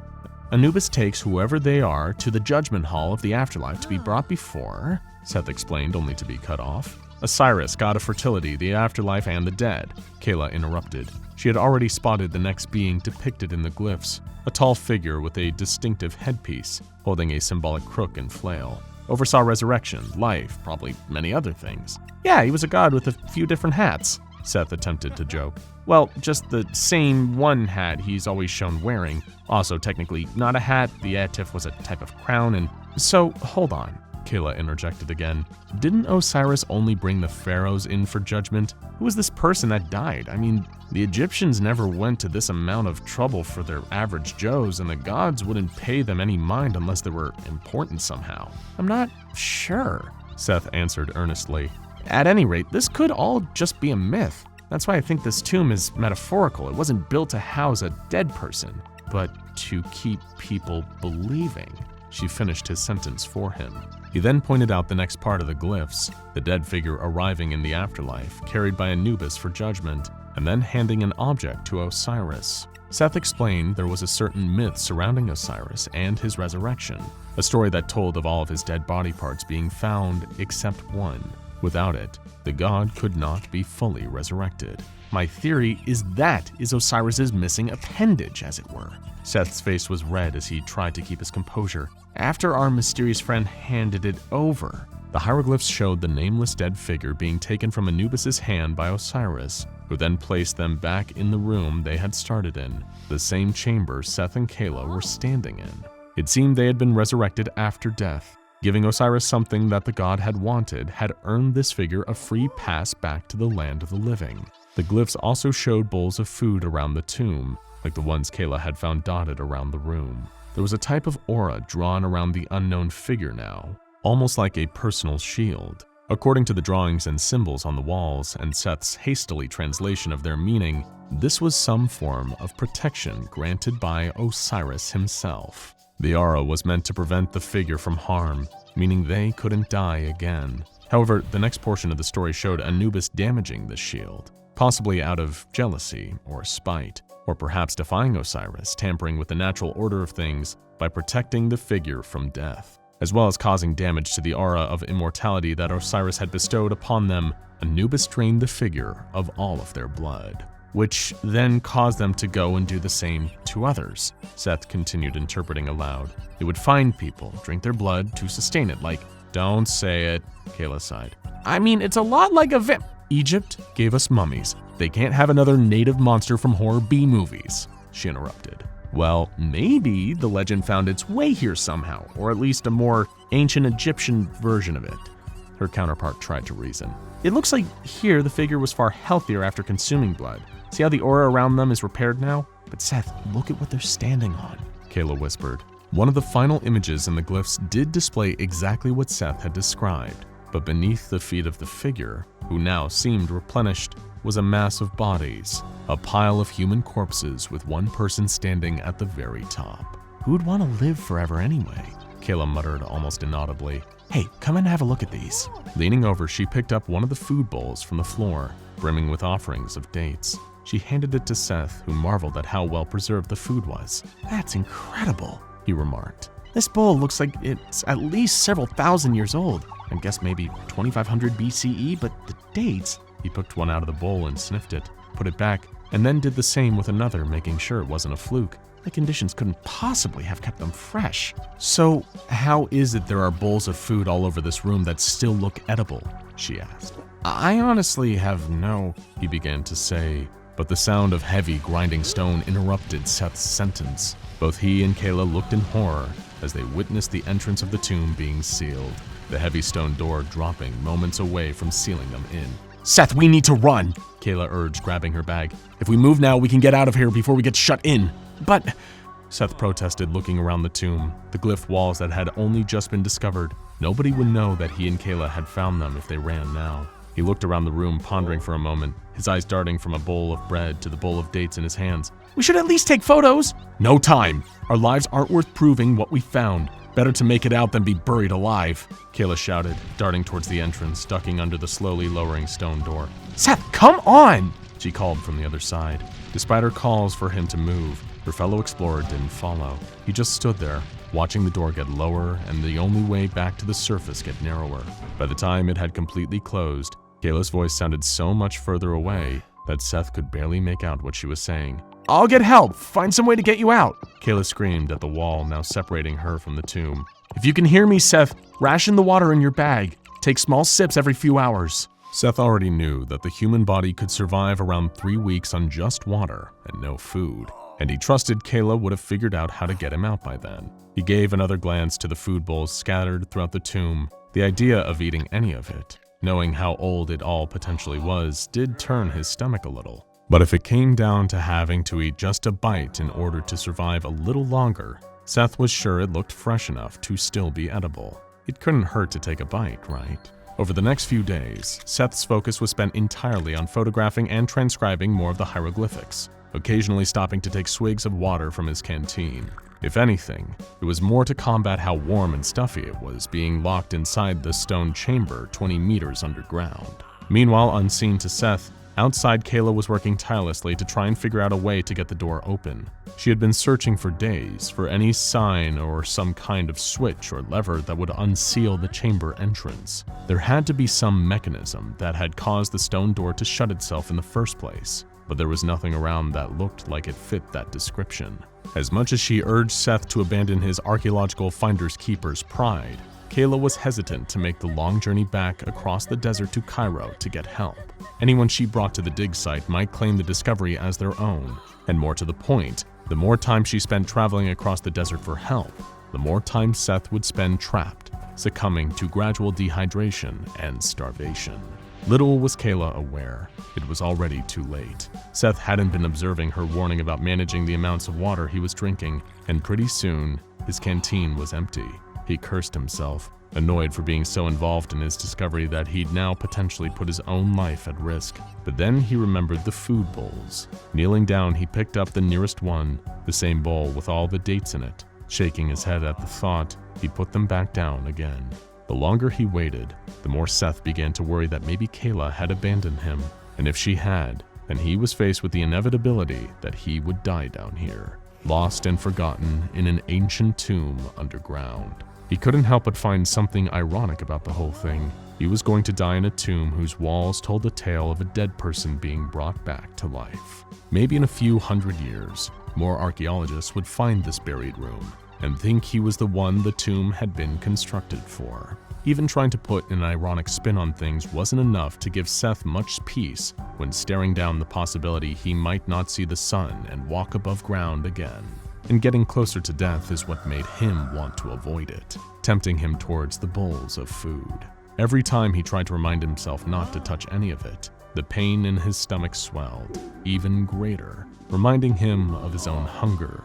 With no clear view of the sky, Seth had little clue just how many days he'd been trapped in the tomb, although he was sure it was approaching the day 4 threshold. He couldn't survive much longer beyond that point without eating. As the days dragged on, he abandoned his research and note-taking. It was impossible to focus on translating hieroglyphics when he was in so much pain, aching from the heat and having no food or water, exhaustion causing him to pass out, his body trying to conserve its already limited reserves of energy. Eventually, Seth started trying to rationalize eating at least a date or two. The food hadn't decomposed or rotted at all. Even introducing air from outside when the tomb was first opened hadn't changed the state of any of it at all. Not the dates, nor the bread, or the fish. It still looked fresh and edible, and after God knows how long without eating, it was beginning to look all the more appealing to the starving archaeologist. Who cares if it had been there for 1,000 years or longer? If Seth didn't eat, he knew he wouldn't last much longer. The moment he chewed on the first 8, feeling it pass down his esophagus, passing from his mouth to his stomach, Seth immediately regretted giving in to his need to eat. His mouth instantly went dry, far worse than it had been after this long without water. It was like the tiny piece of fruit had pulled all the saliva from his mouth. Seth tried to scream in panic, only to release a hoarse, dry-throated grasp as he felt his tongue shriveling up with his mouth and throat until it felt like the skin of a drum. But it didn't stop there. It only got worse. Seth stared in horror at his own arms, the blue veins that ran underneath his skin rapidly draining away. His forearms and biceps shrunk, muscle and sinew shriveling like his body had been left in a water evaporator. All the while, the pain of having his entire physical form being reshaped was pure agony.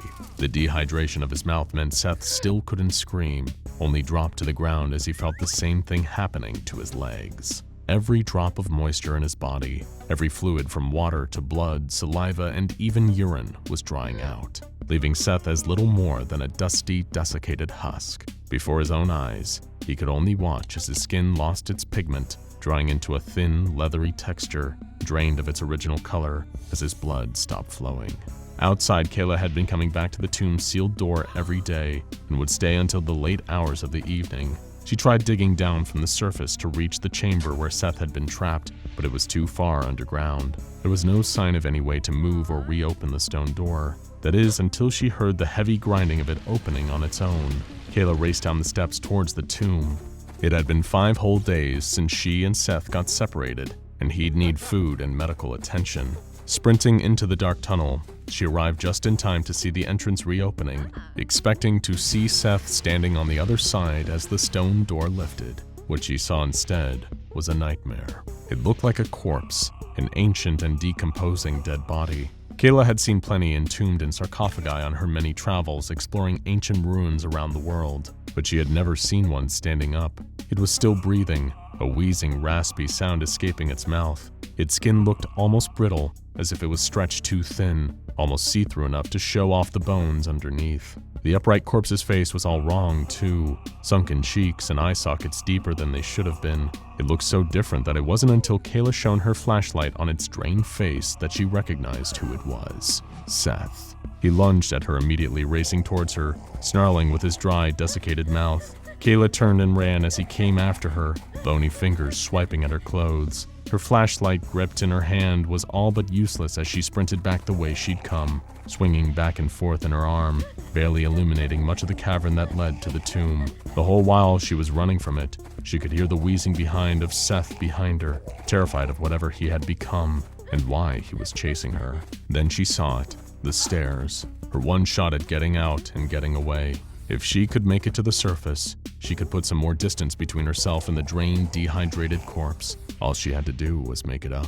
The last step. She had just made it when she felt the shriveling hand grip her ankle, tripping her over. Falling face first in the sand, Kayla scrabbled at the loose grains, trying to pull herself away as her body was dragged back down onto the stone stairs. She felt a searing pain and screamed into the empty desert as the corpse's fingers dug into her neck, its leathery dry skin against hers. Eventually, the screaming stopped, replaced with a dry, hoarse gasping, and then silence, as Seth drained her body of her blood along with the rest. Pulling Kayla's body by her ankle, Seth dragged whatever was left of her back down towards the tomb, SCP-3359, to feed on what was left. Qinghai Lake. The largest lake in China is one of the most secure locations the SCP Foundation has ever taken control of. All available military assets have been gathered at the site, including 3 of the most elite Mobile Task Force units with experimental weaponry. SCP-4290 must not be allowed to open, and the site has been surrounded by nuclear mines and targeted with the Dagaz Break orbital strike system. The perimeter cannot be breached, even if it means the complete annihilation of the entire area.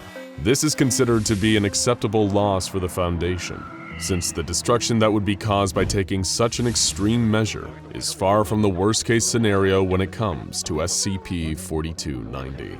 That's because the entity contained within SCP-4290's site has the potential to create a true end-of-the-world scenario. The Foundation, of course, is no stranger to such situations, and even has a set of designations for the various types of apocalypses, like CK-class restructuring scenarios and ZK-class end-of-reality scenarios.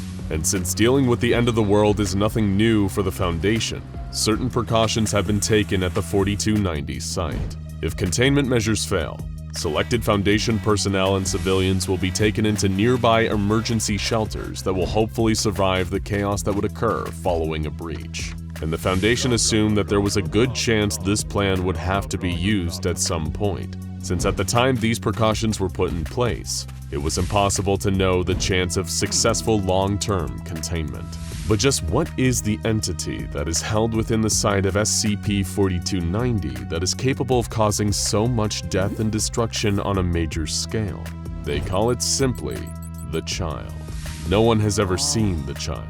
No one knows what the entity is. That's because even setting aside all the Foundation's security, the site itself is still deeply protected.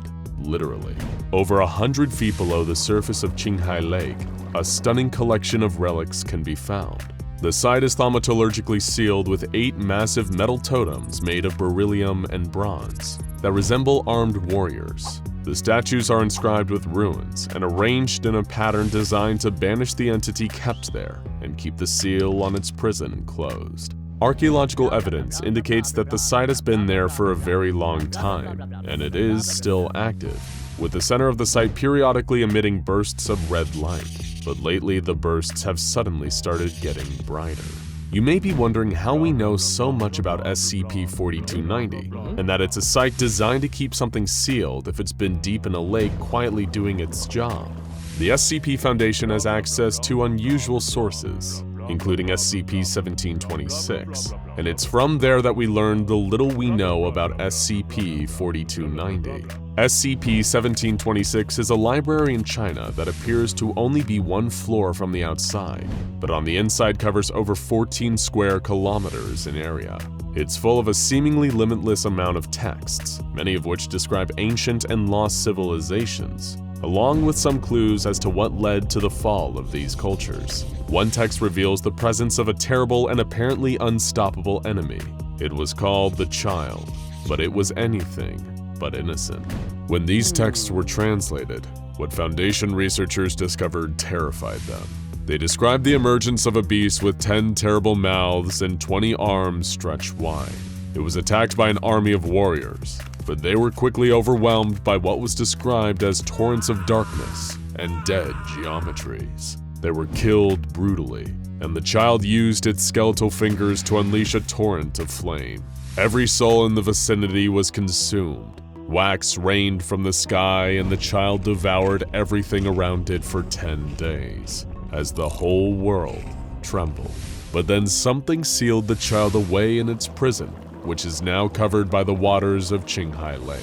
Soon, ominous signs began to appear that the Child would awaken again, though.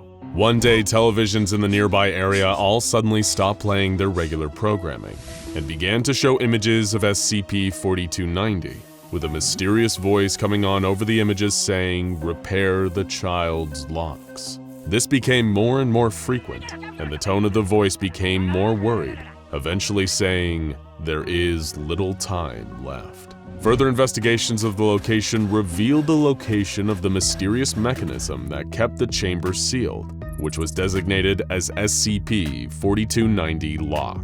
But how do you repair a device that is eons old? And should you even be fixing it when the one telling you to do so is a mysterious disembodied voice that only appears on pirated television broadcasts? The Foundation scrambled to find any information they could, and they were able to find clues about the history of SCP-4290 referenced in other texts. Lost civilizations like the Xia Dynasty, the Erkshans, and the ancient Orthonians had apparently strengthened the seals during their own reigns. But the most significant findings indicated a connection to one of the most terrifying entities the SCP Foundation had ever contained. and one of the most unpredictable, the David Empire.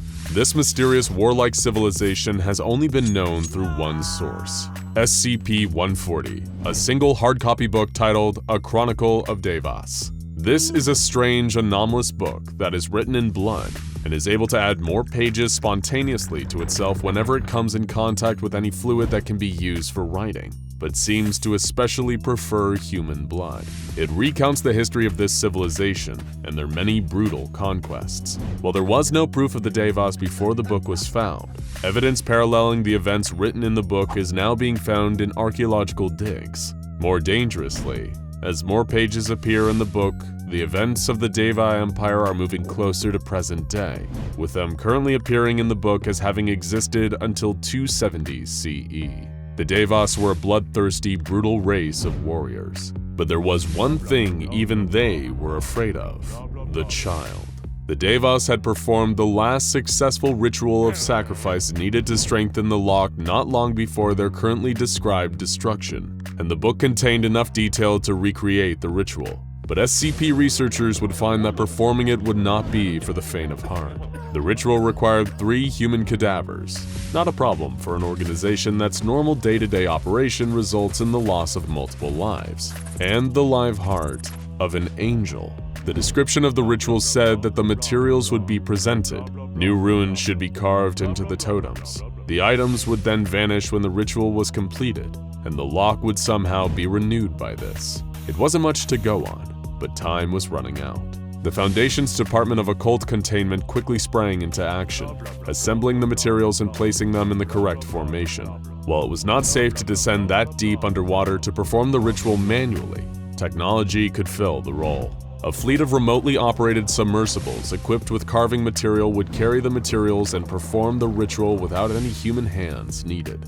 One of the red bursts occurred midway through the ritual, causing radiation damage to the vehicles. Runes that have been carved in the past were also damaged, and the ritual was interrupted. While it seemed like it might have been enough to activate the site, it wasn't perfect. And when the ritual was complete, one of the 3 cadavers and half of the angel heart were still present at the site. Had it been enough to satisfy the ritual and reseal the lock? There was nothing to do but wait and see. They wouldn't have to wait long for their answer, as the mysterious voice once again took over the televisions in the area. This time, its message was less friendly. The sacrifice did not reach the 10 maws. Brace. The child apparently was not satisfied, and the lock was not sealed.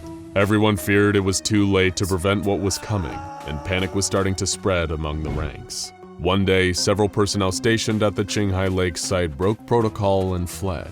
None of them were ever found, but one fugitive staff member, an Agent Zenobia Marinos, left behind a note though. It read, "Do we think we can actually stop this? No civilization before us wanted to fight the child. None of them. The sacrifices won't work anymore. It refuses to consume them. They aren't enough to satiate it. Once the seal breaks, we'll have a world of molten darkness and the child will be all that's left. Eating, drinking. You're fools for staying." Agent Marinos was apparently so scared that she had fled through a portal to an extra-dimensional space in order to escape. There would be no point in trying to track her, even if she was still alive. But in our own dimension, time was running out. Foundation seismologists were brought to the site and stationed outside, and began monitoring the high-energy pulses coming from behind the lock. The energy was reportedly strong enough to alter dimensions, and the pulsing red light now covered the entire ceiling site, growing stronger and stronger as the totems started degrading at an alarming rate. The Foundation stood on guard for whatever was about to emerge, but no one knew if they had any chance against whatever it was. On August 18th, the totems fully disintegrated. Some of the Foundation's best military forces gathered on the shores of the lake and waited. 10 minutes later, something massive emerged, phased out of the lock and onto the seabed, and didn't move. The assembled Foundation forces were confused and continued to observe the creature, and after no activity was seen after 3 hours, the authorization was given for submersibles and a small exploratory team to proceed down to the seabed for an up-close investigation. There, down on the floor of the lake, was the child. It was as terrifying as described, with a countless mouths and arms and huge in size, over 40 meters long. The signs of previous rituals were everywhere, with angel hearts and human corpses littered around, some in the creature's mouth, but none of them had been eaten. The ritual had apparently been performed many times, but to no actual purpose. The massive being was scanned many times, but no sign of psychic energy, radiation, or other life signs were detected. The child was dead, and it had apparently been so for a very, very long time. Once the area had been cleared, teams were brought in to investigate the body in person and perform an autopsy on site. No explanation of what exactly this creature had been or what its origins were has ever been discovered, but they did get answers for when it died. The time of death was roughly 9,000 years ago, not long after its initial sealing. The cause of death was discovered too. The child destroyer of worlds and scourge of countless civilizations had died from malnutrition. Whatever this thing had been, it had been sealed away and had died from hunger not long after. One civilization after another had continued to perform the rituals to keep it sealed, never aware that it was no longer a threat. With this new discovery, SCP-4290 was reclassified as neutralized, but the child taught us all a valuable lesson about being prepared for potential world-ending scenarios. And the Foundation continues to stand on alert for any more entities from the distant past that may pose a threat today. Because who knows what else is sealed away at the bottom of a lake, abandoned mine, or in the ocean's deepest trenches. There might just be another existential threat to humanity that's just waiting for a chance to emerge and help us all if it remembered to pack a lunch. A team of archaeologists uncovers a giant ceramic vase in the ruins of an ancient Greek city. They carefully brush away the sand and debris that surrounds it. The head archaeologist grabs a ladder and places it gently against the 8-foot-tall vase. "I'm gonna see if there's anything inside," he says. The archaeologist climbs the ladder and peers over the lip of the ceramic vase. The inside is completely black. "I can't see anything," he shouts down to the rest of the team. He reaches his arm into the pot to see if he can feel anything. A couple of seconds later, he releases a yelp of pain. Something bit me, he yells. The archaeologist pulls his hand out of the darkness and climbs down the ladder. "Is there an animal inside?" a fellow archaeologist asks. But before the question can be answered, the ceramic vase begins to shake. Thousands of tiny creatures resembling a rat mixed with a pug flood out of the top of the vase. They start clawing and biting the archaeologists. The men run away screaming in terror. Many are consumed by the wave of creatures. Others are overwhelmed as they try to scramble up the ruins to safety. Only minutes after the lead archaeologist stuck his hand into the ceramic vase, the screams are silenced. The creatures wander aimlessly around the ancient Greek city. The SCP Foundation hears of the incident and sends a team to investigate. They classify the anomalous vase as SCP-019.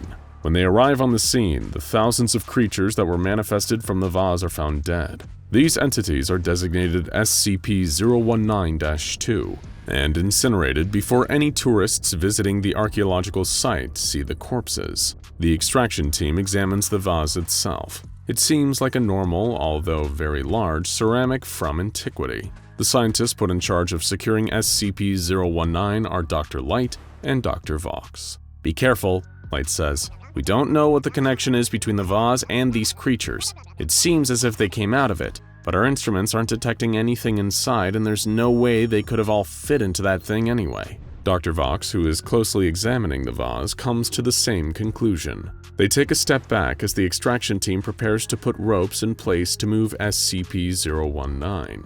A rope is thrown over the vase. Part of it lands on top of the lip. Instantly, an instance of SCP-019-2 appears from the ceramic. It begins running around, clawing and biting anything it can, but is eventually captured by Dr. Vox. "Well, now we know where the creatures came from. We'll bring it back to the lab for further study," the doctor says as he hands the creature off to one of the agents.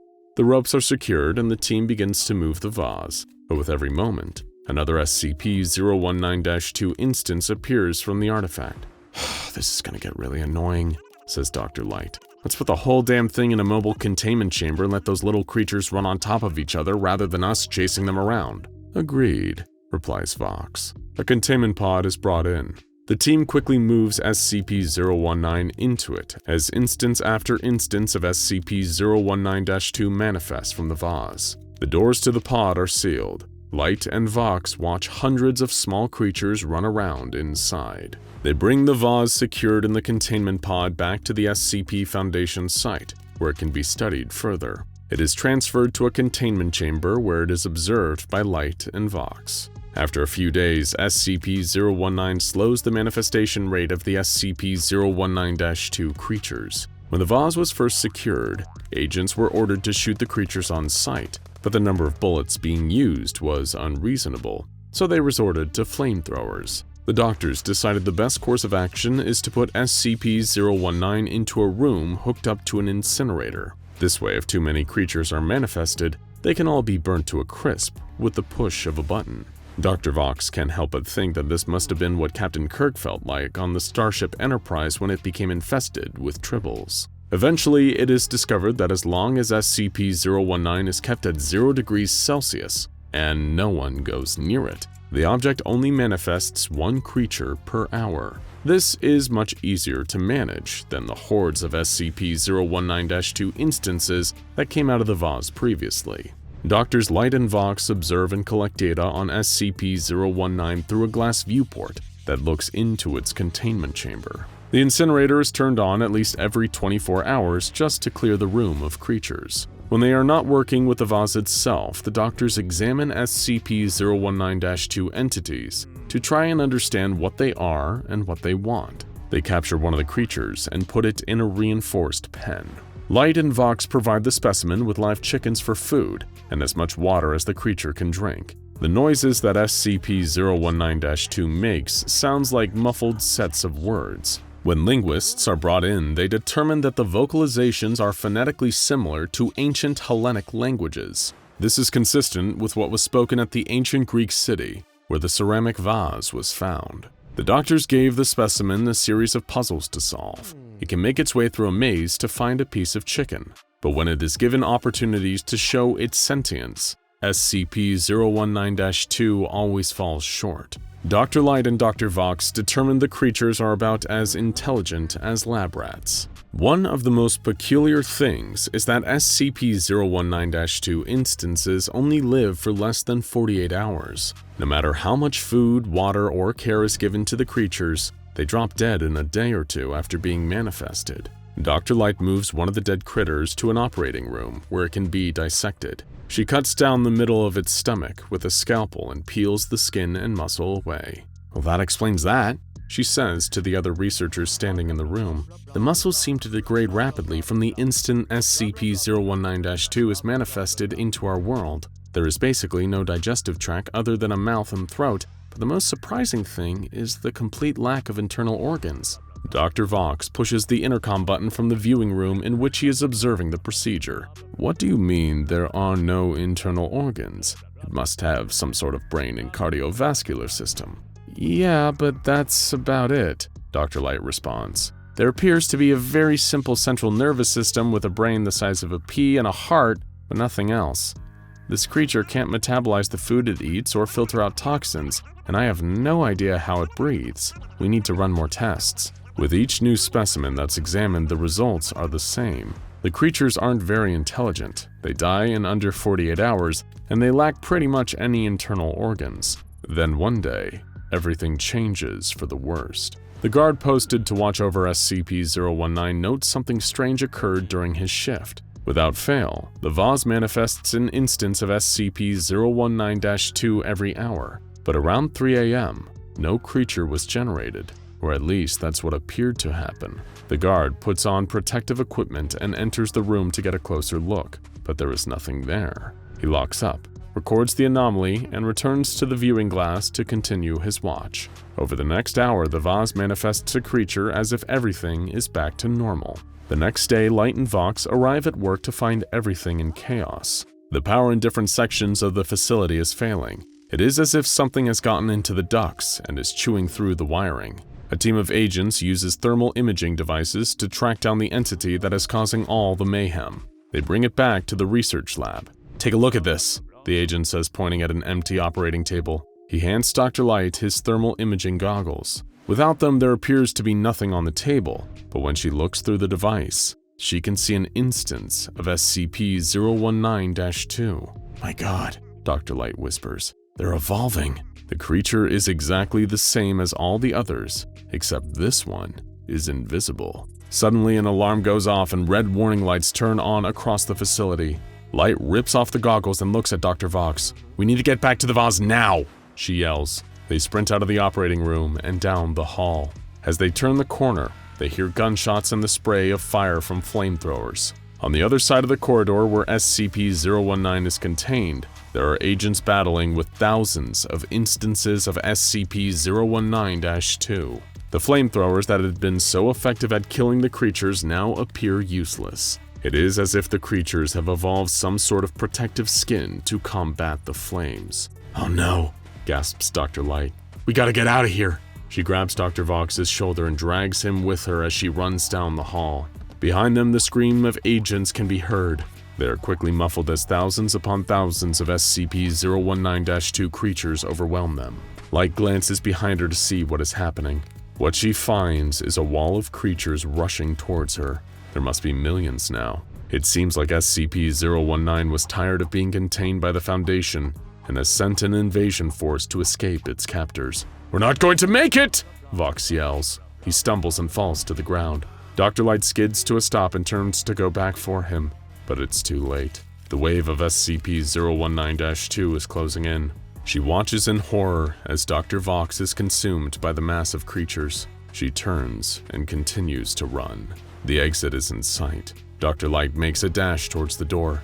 She can feel the tiny feet of the creatures clawing at her heels. She gives it everything she's got and accelerates, putting some distance between her and the millions of SCP-019-2 entities. Dr. Light slams through the exit door and immediately closes it behind her. She manages to slide the metal locking bar into place. The impact from the wave of creatures against the door sends her stumbling backwards. She is safe now. As Light lays on the ground panting and staring at the door, she thinks to herself, "Well, they'll all be dead in a couple of days, and then we can try again." Nowhere is more secure than an SCP Foundation facility. They make Fort Knox look like a revolving door with a spare key under the mat. That's why when someone or something can infiltrate without even being noticed, it's considered a major threat. And doing exactly that is what put a mysterious group of insurgents known as the Serpent's Hand on the map. But this group of interest isn't just famous for its ability to sneak into Foundation strongholds. Like a lot of the SCP Foundation's biggest threats, from the Scarlet King to the Chaos Insurgency, the roots of the Serpent's Hand are closer than they think.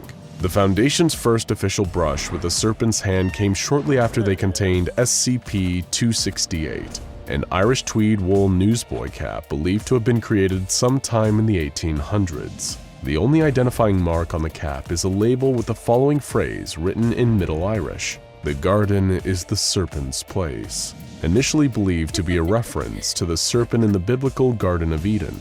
This Euclid-class SCP is a double-edged sword. It gives the user a useful supernatural ability at a terrifying supernatural cost. Anyone wearing the cap appears so utterly unremarkable that nobody is able to take notice of them, and when they leave a person's general area of awareness, they're quickly forgotten.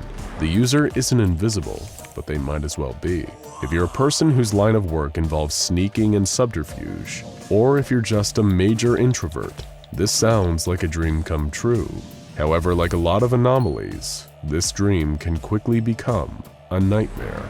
If someone wears the cap repeatedly, or for too long at one time, they risk the effects of the cap becoming permanent, even when it's removed. You can become a forgotten person, impossible to notice and remember, even to those closest to you. Why anyone would want such a fate is a mystery, so it came as a surprise to the Foundation when the hat suddenly disappeared from secure containment, replaced by a note reading, "Thanks, I needed my hat back, LS." Who was this mysterious LS? And was the anomaly truly theirs prior to containment? Scientists, security officials, and administrators hoped this would be an isolated incident, but LS was far from done. And even worse for the Foundation, LS was now armed with a perfect anomalous tool to make their next containment breach even smoother.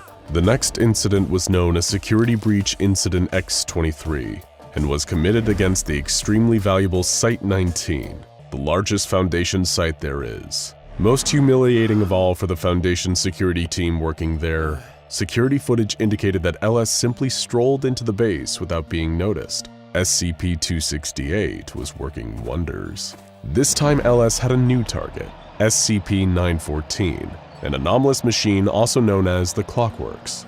This machine, originally tested by the famously emotionalist Dr. Charles Gears, has the ability to refine any object placed into its chambers into a greater version of their original selves, often with strange and anomalous results. You can probably see why someone wanting to utilize anomalies for their own gain would take such a keen interest in this one.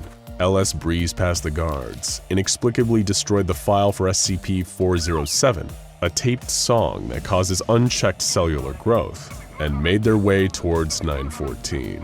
Unfortunately, a researcher who was working on 914 was murdered by LS during the breach. We have no idea what they did with 914. Perhaps they refined 268 to act as an even more effective stealth tool, without its unpleasant side effects. Maybe they made the daring move of refining themselves. We'll never know. All we do know is that this time, LS left a letter. It was long, rambling, and philosophical, with no incriminating information that could be used to identify the mysterious figure. They signed off the letter with, "I leave you with one final truth. The garden is the Serpent's place. The divinities of fear and order who come to walk in the cool evening air are only visitors. Do not fail to see the evil hiding in the light, nor the aromatic beauty of the palest flower of darkness. Signed sincerely, LS." These repeated references to the Serpent clued the Foundation in on the affiliation of this new troublemaker, a growing group of interest named the Serpent's Hand. But really, who are the Serpent's Hand? What do they want? What is their connection to other active groups of interest, like the Chaos Insurgency and the Global Occult Coalition? And was this mysterious LS figure the leader of the group, or just another agent? These were all the questions on the minds of the Foundation's best and brightest tactical thinkers, but the answers didn't come easy.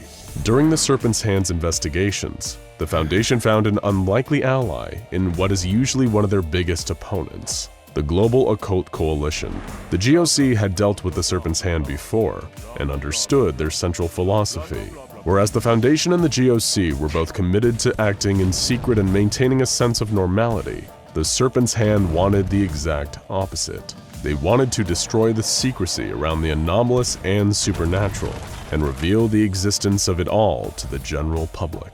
While the Foundation and the GOC think this is crazy, the Serpent's Hand aren't just insane architects who want to unleash chaos across the world. In fact, they actually have some pretty interesting points. The Serpent's Hand acknowledges that the supernatural can be dangerous, but much like natural disasters and crime, will the public benefit from not knowing about them? Members of the Serpent's Hand also fight for the rights of non-violent anomalous entities, particularly sentient and sapient beings. They find the Foundation's habit of containing them and the GOC's habit of killing them barbaric, and will openly use and collaborate with anomalies to further their goals. Like how LS is a keen operator of 268 for their infiltration missions. At least 177 individuals belonging to the Serpent's Hand have been identified, many of which who have actively performed raids on Foundation sites across the globe. It was a mystery to the Foundation how such a small number of members could run rings around them, and seemingly be everywhere at once, until a revelation was delivered by the Global Occult Coalition. The Serpent's Hand have an informal headquarters in an anomalous location known as the Wanderer's Library, an ancient and seemingly limitless archive containing every book from every dimension in the multiverse. This location exists outside of space and time, and can be accessed through a global network of interdimensional portals known as the Ways. Like a supernatural guerrilla soldier, members of the Serpent's Hand would exit from one of the Ways, raid a Foundation or GOC site, and then escape back into another one of the Ways, using the Wanderer's Library as a safe zone. The library was a convenient way to access and steal from sites worldwide with impunity, increasing their stock of anomalous items and beings each time. While performing raids and stealing anomalies feel like textbook chaos insurgency behavior, the Serpent's Hand have an extremely frosty relationship with the insurgency too, often seeing them as greedy, erratic, and short-sighted.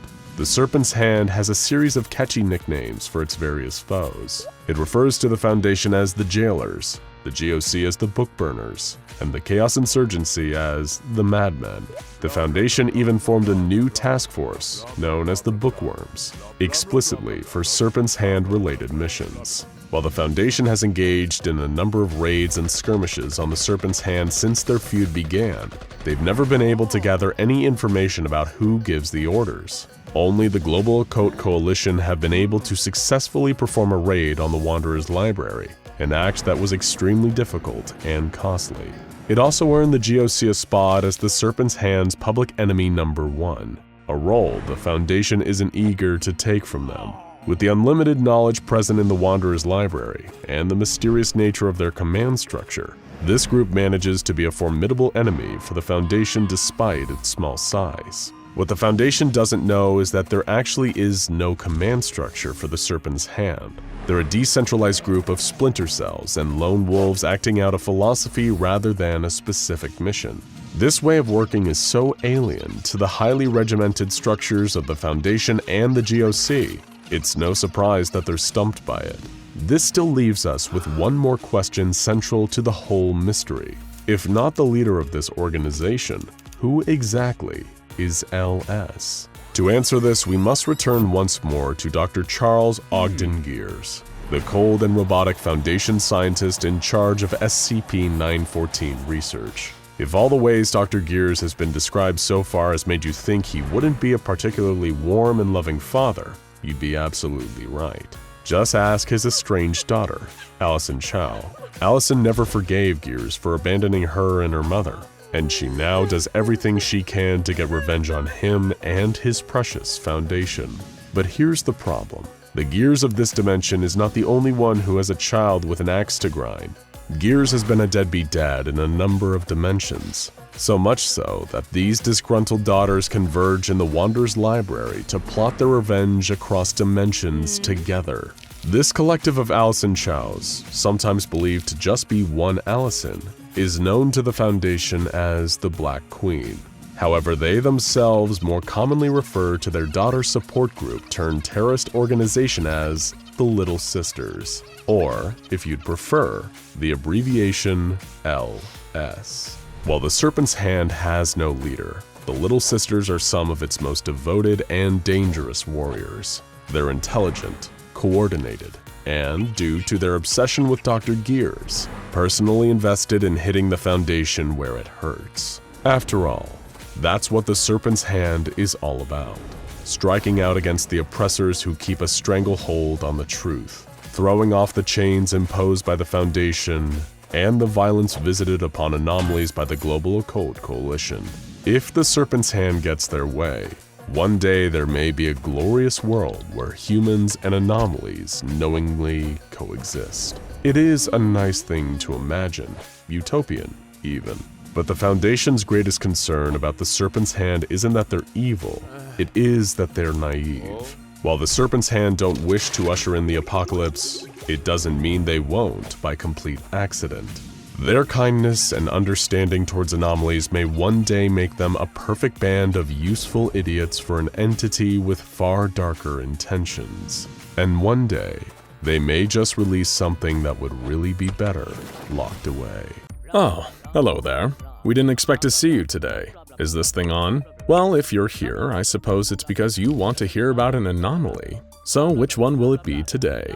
Well, that's strange. SCP-2439? That one's nothing. No, not like a pattern screamer such as SCP-000 or SCP-3930, where it's literally a conscious manifestation existing between torturous layers of nothingness. Or SCP-055, the anti-meme, where there is something in there, but it's just impossible to remember or articulate. I mean, it's literally just an empty designation. We haven't allocated an anomaly to that number yet, so I suppose this is just going to be a really short video. Well, that was easy. What now? Seen any good movies lately? You know, I was in the Site 19 break room the other day and Dr. Bright recommended me a great one called... Okay, this thing on? Good.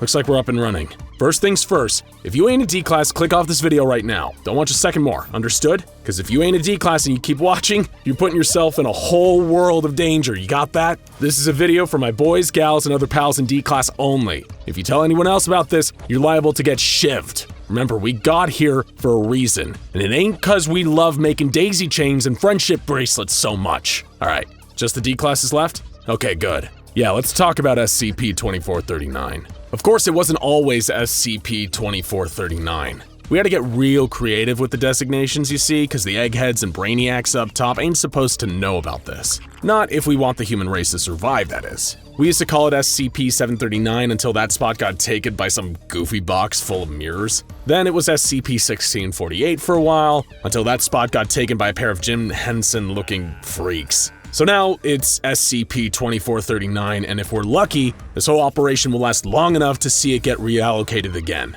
Disgraced researchers get demoted to D-class with the rest of us all the time, so they're the ones keeping us in the know about which slots are available for this nasty customer. We guess this thing is Keter, assuming Keter means bad. Beats the hell out of me, honestly. The only surviving file on this thing has been scratched into the wall out of the camera's view by me and my associates here in the containment chamber of SCP... Well, you're already here, I don't need to tell you that. The lamp that oozes all that nasty gross slime that schmucks like us need to keep mopping up. Look, it ain't glamorous work, but it beats the hell out of getting fed ass first to that lizard that they keep in the basement. You see, our containment procedures are really simple. Normally, they only send D-classes into this nasty little room so you don't got too much to worry about. But if they ever send anyone else who ain't a D-class, whether it's a guard, a researcher, or even a site director, you get your hands on that SOB and beat him to death as soon as you can. I ain't kidding. You gotta kill him straight away, no hesitation. If you were sent to Fry for murder anyway, that shouldn't be too difficult for you. Personally, I would love to see firsthand just how unkillable that dumb baboon Dr. Bright really is.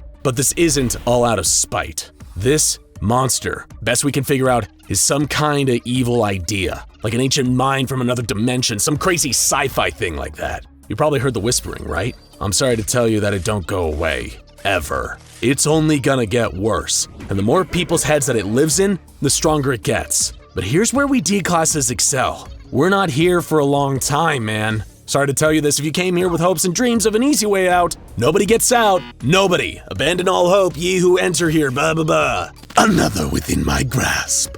You can hear me, can't you? You can feel my consciousness trickling into yours.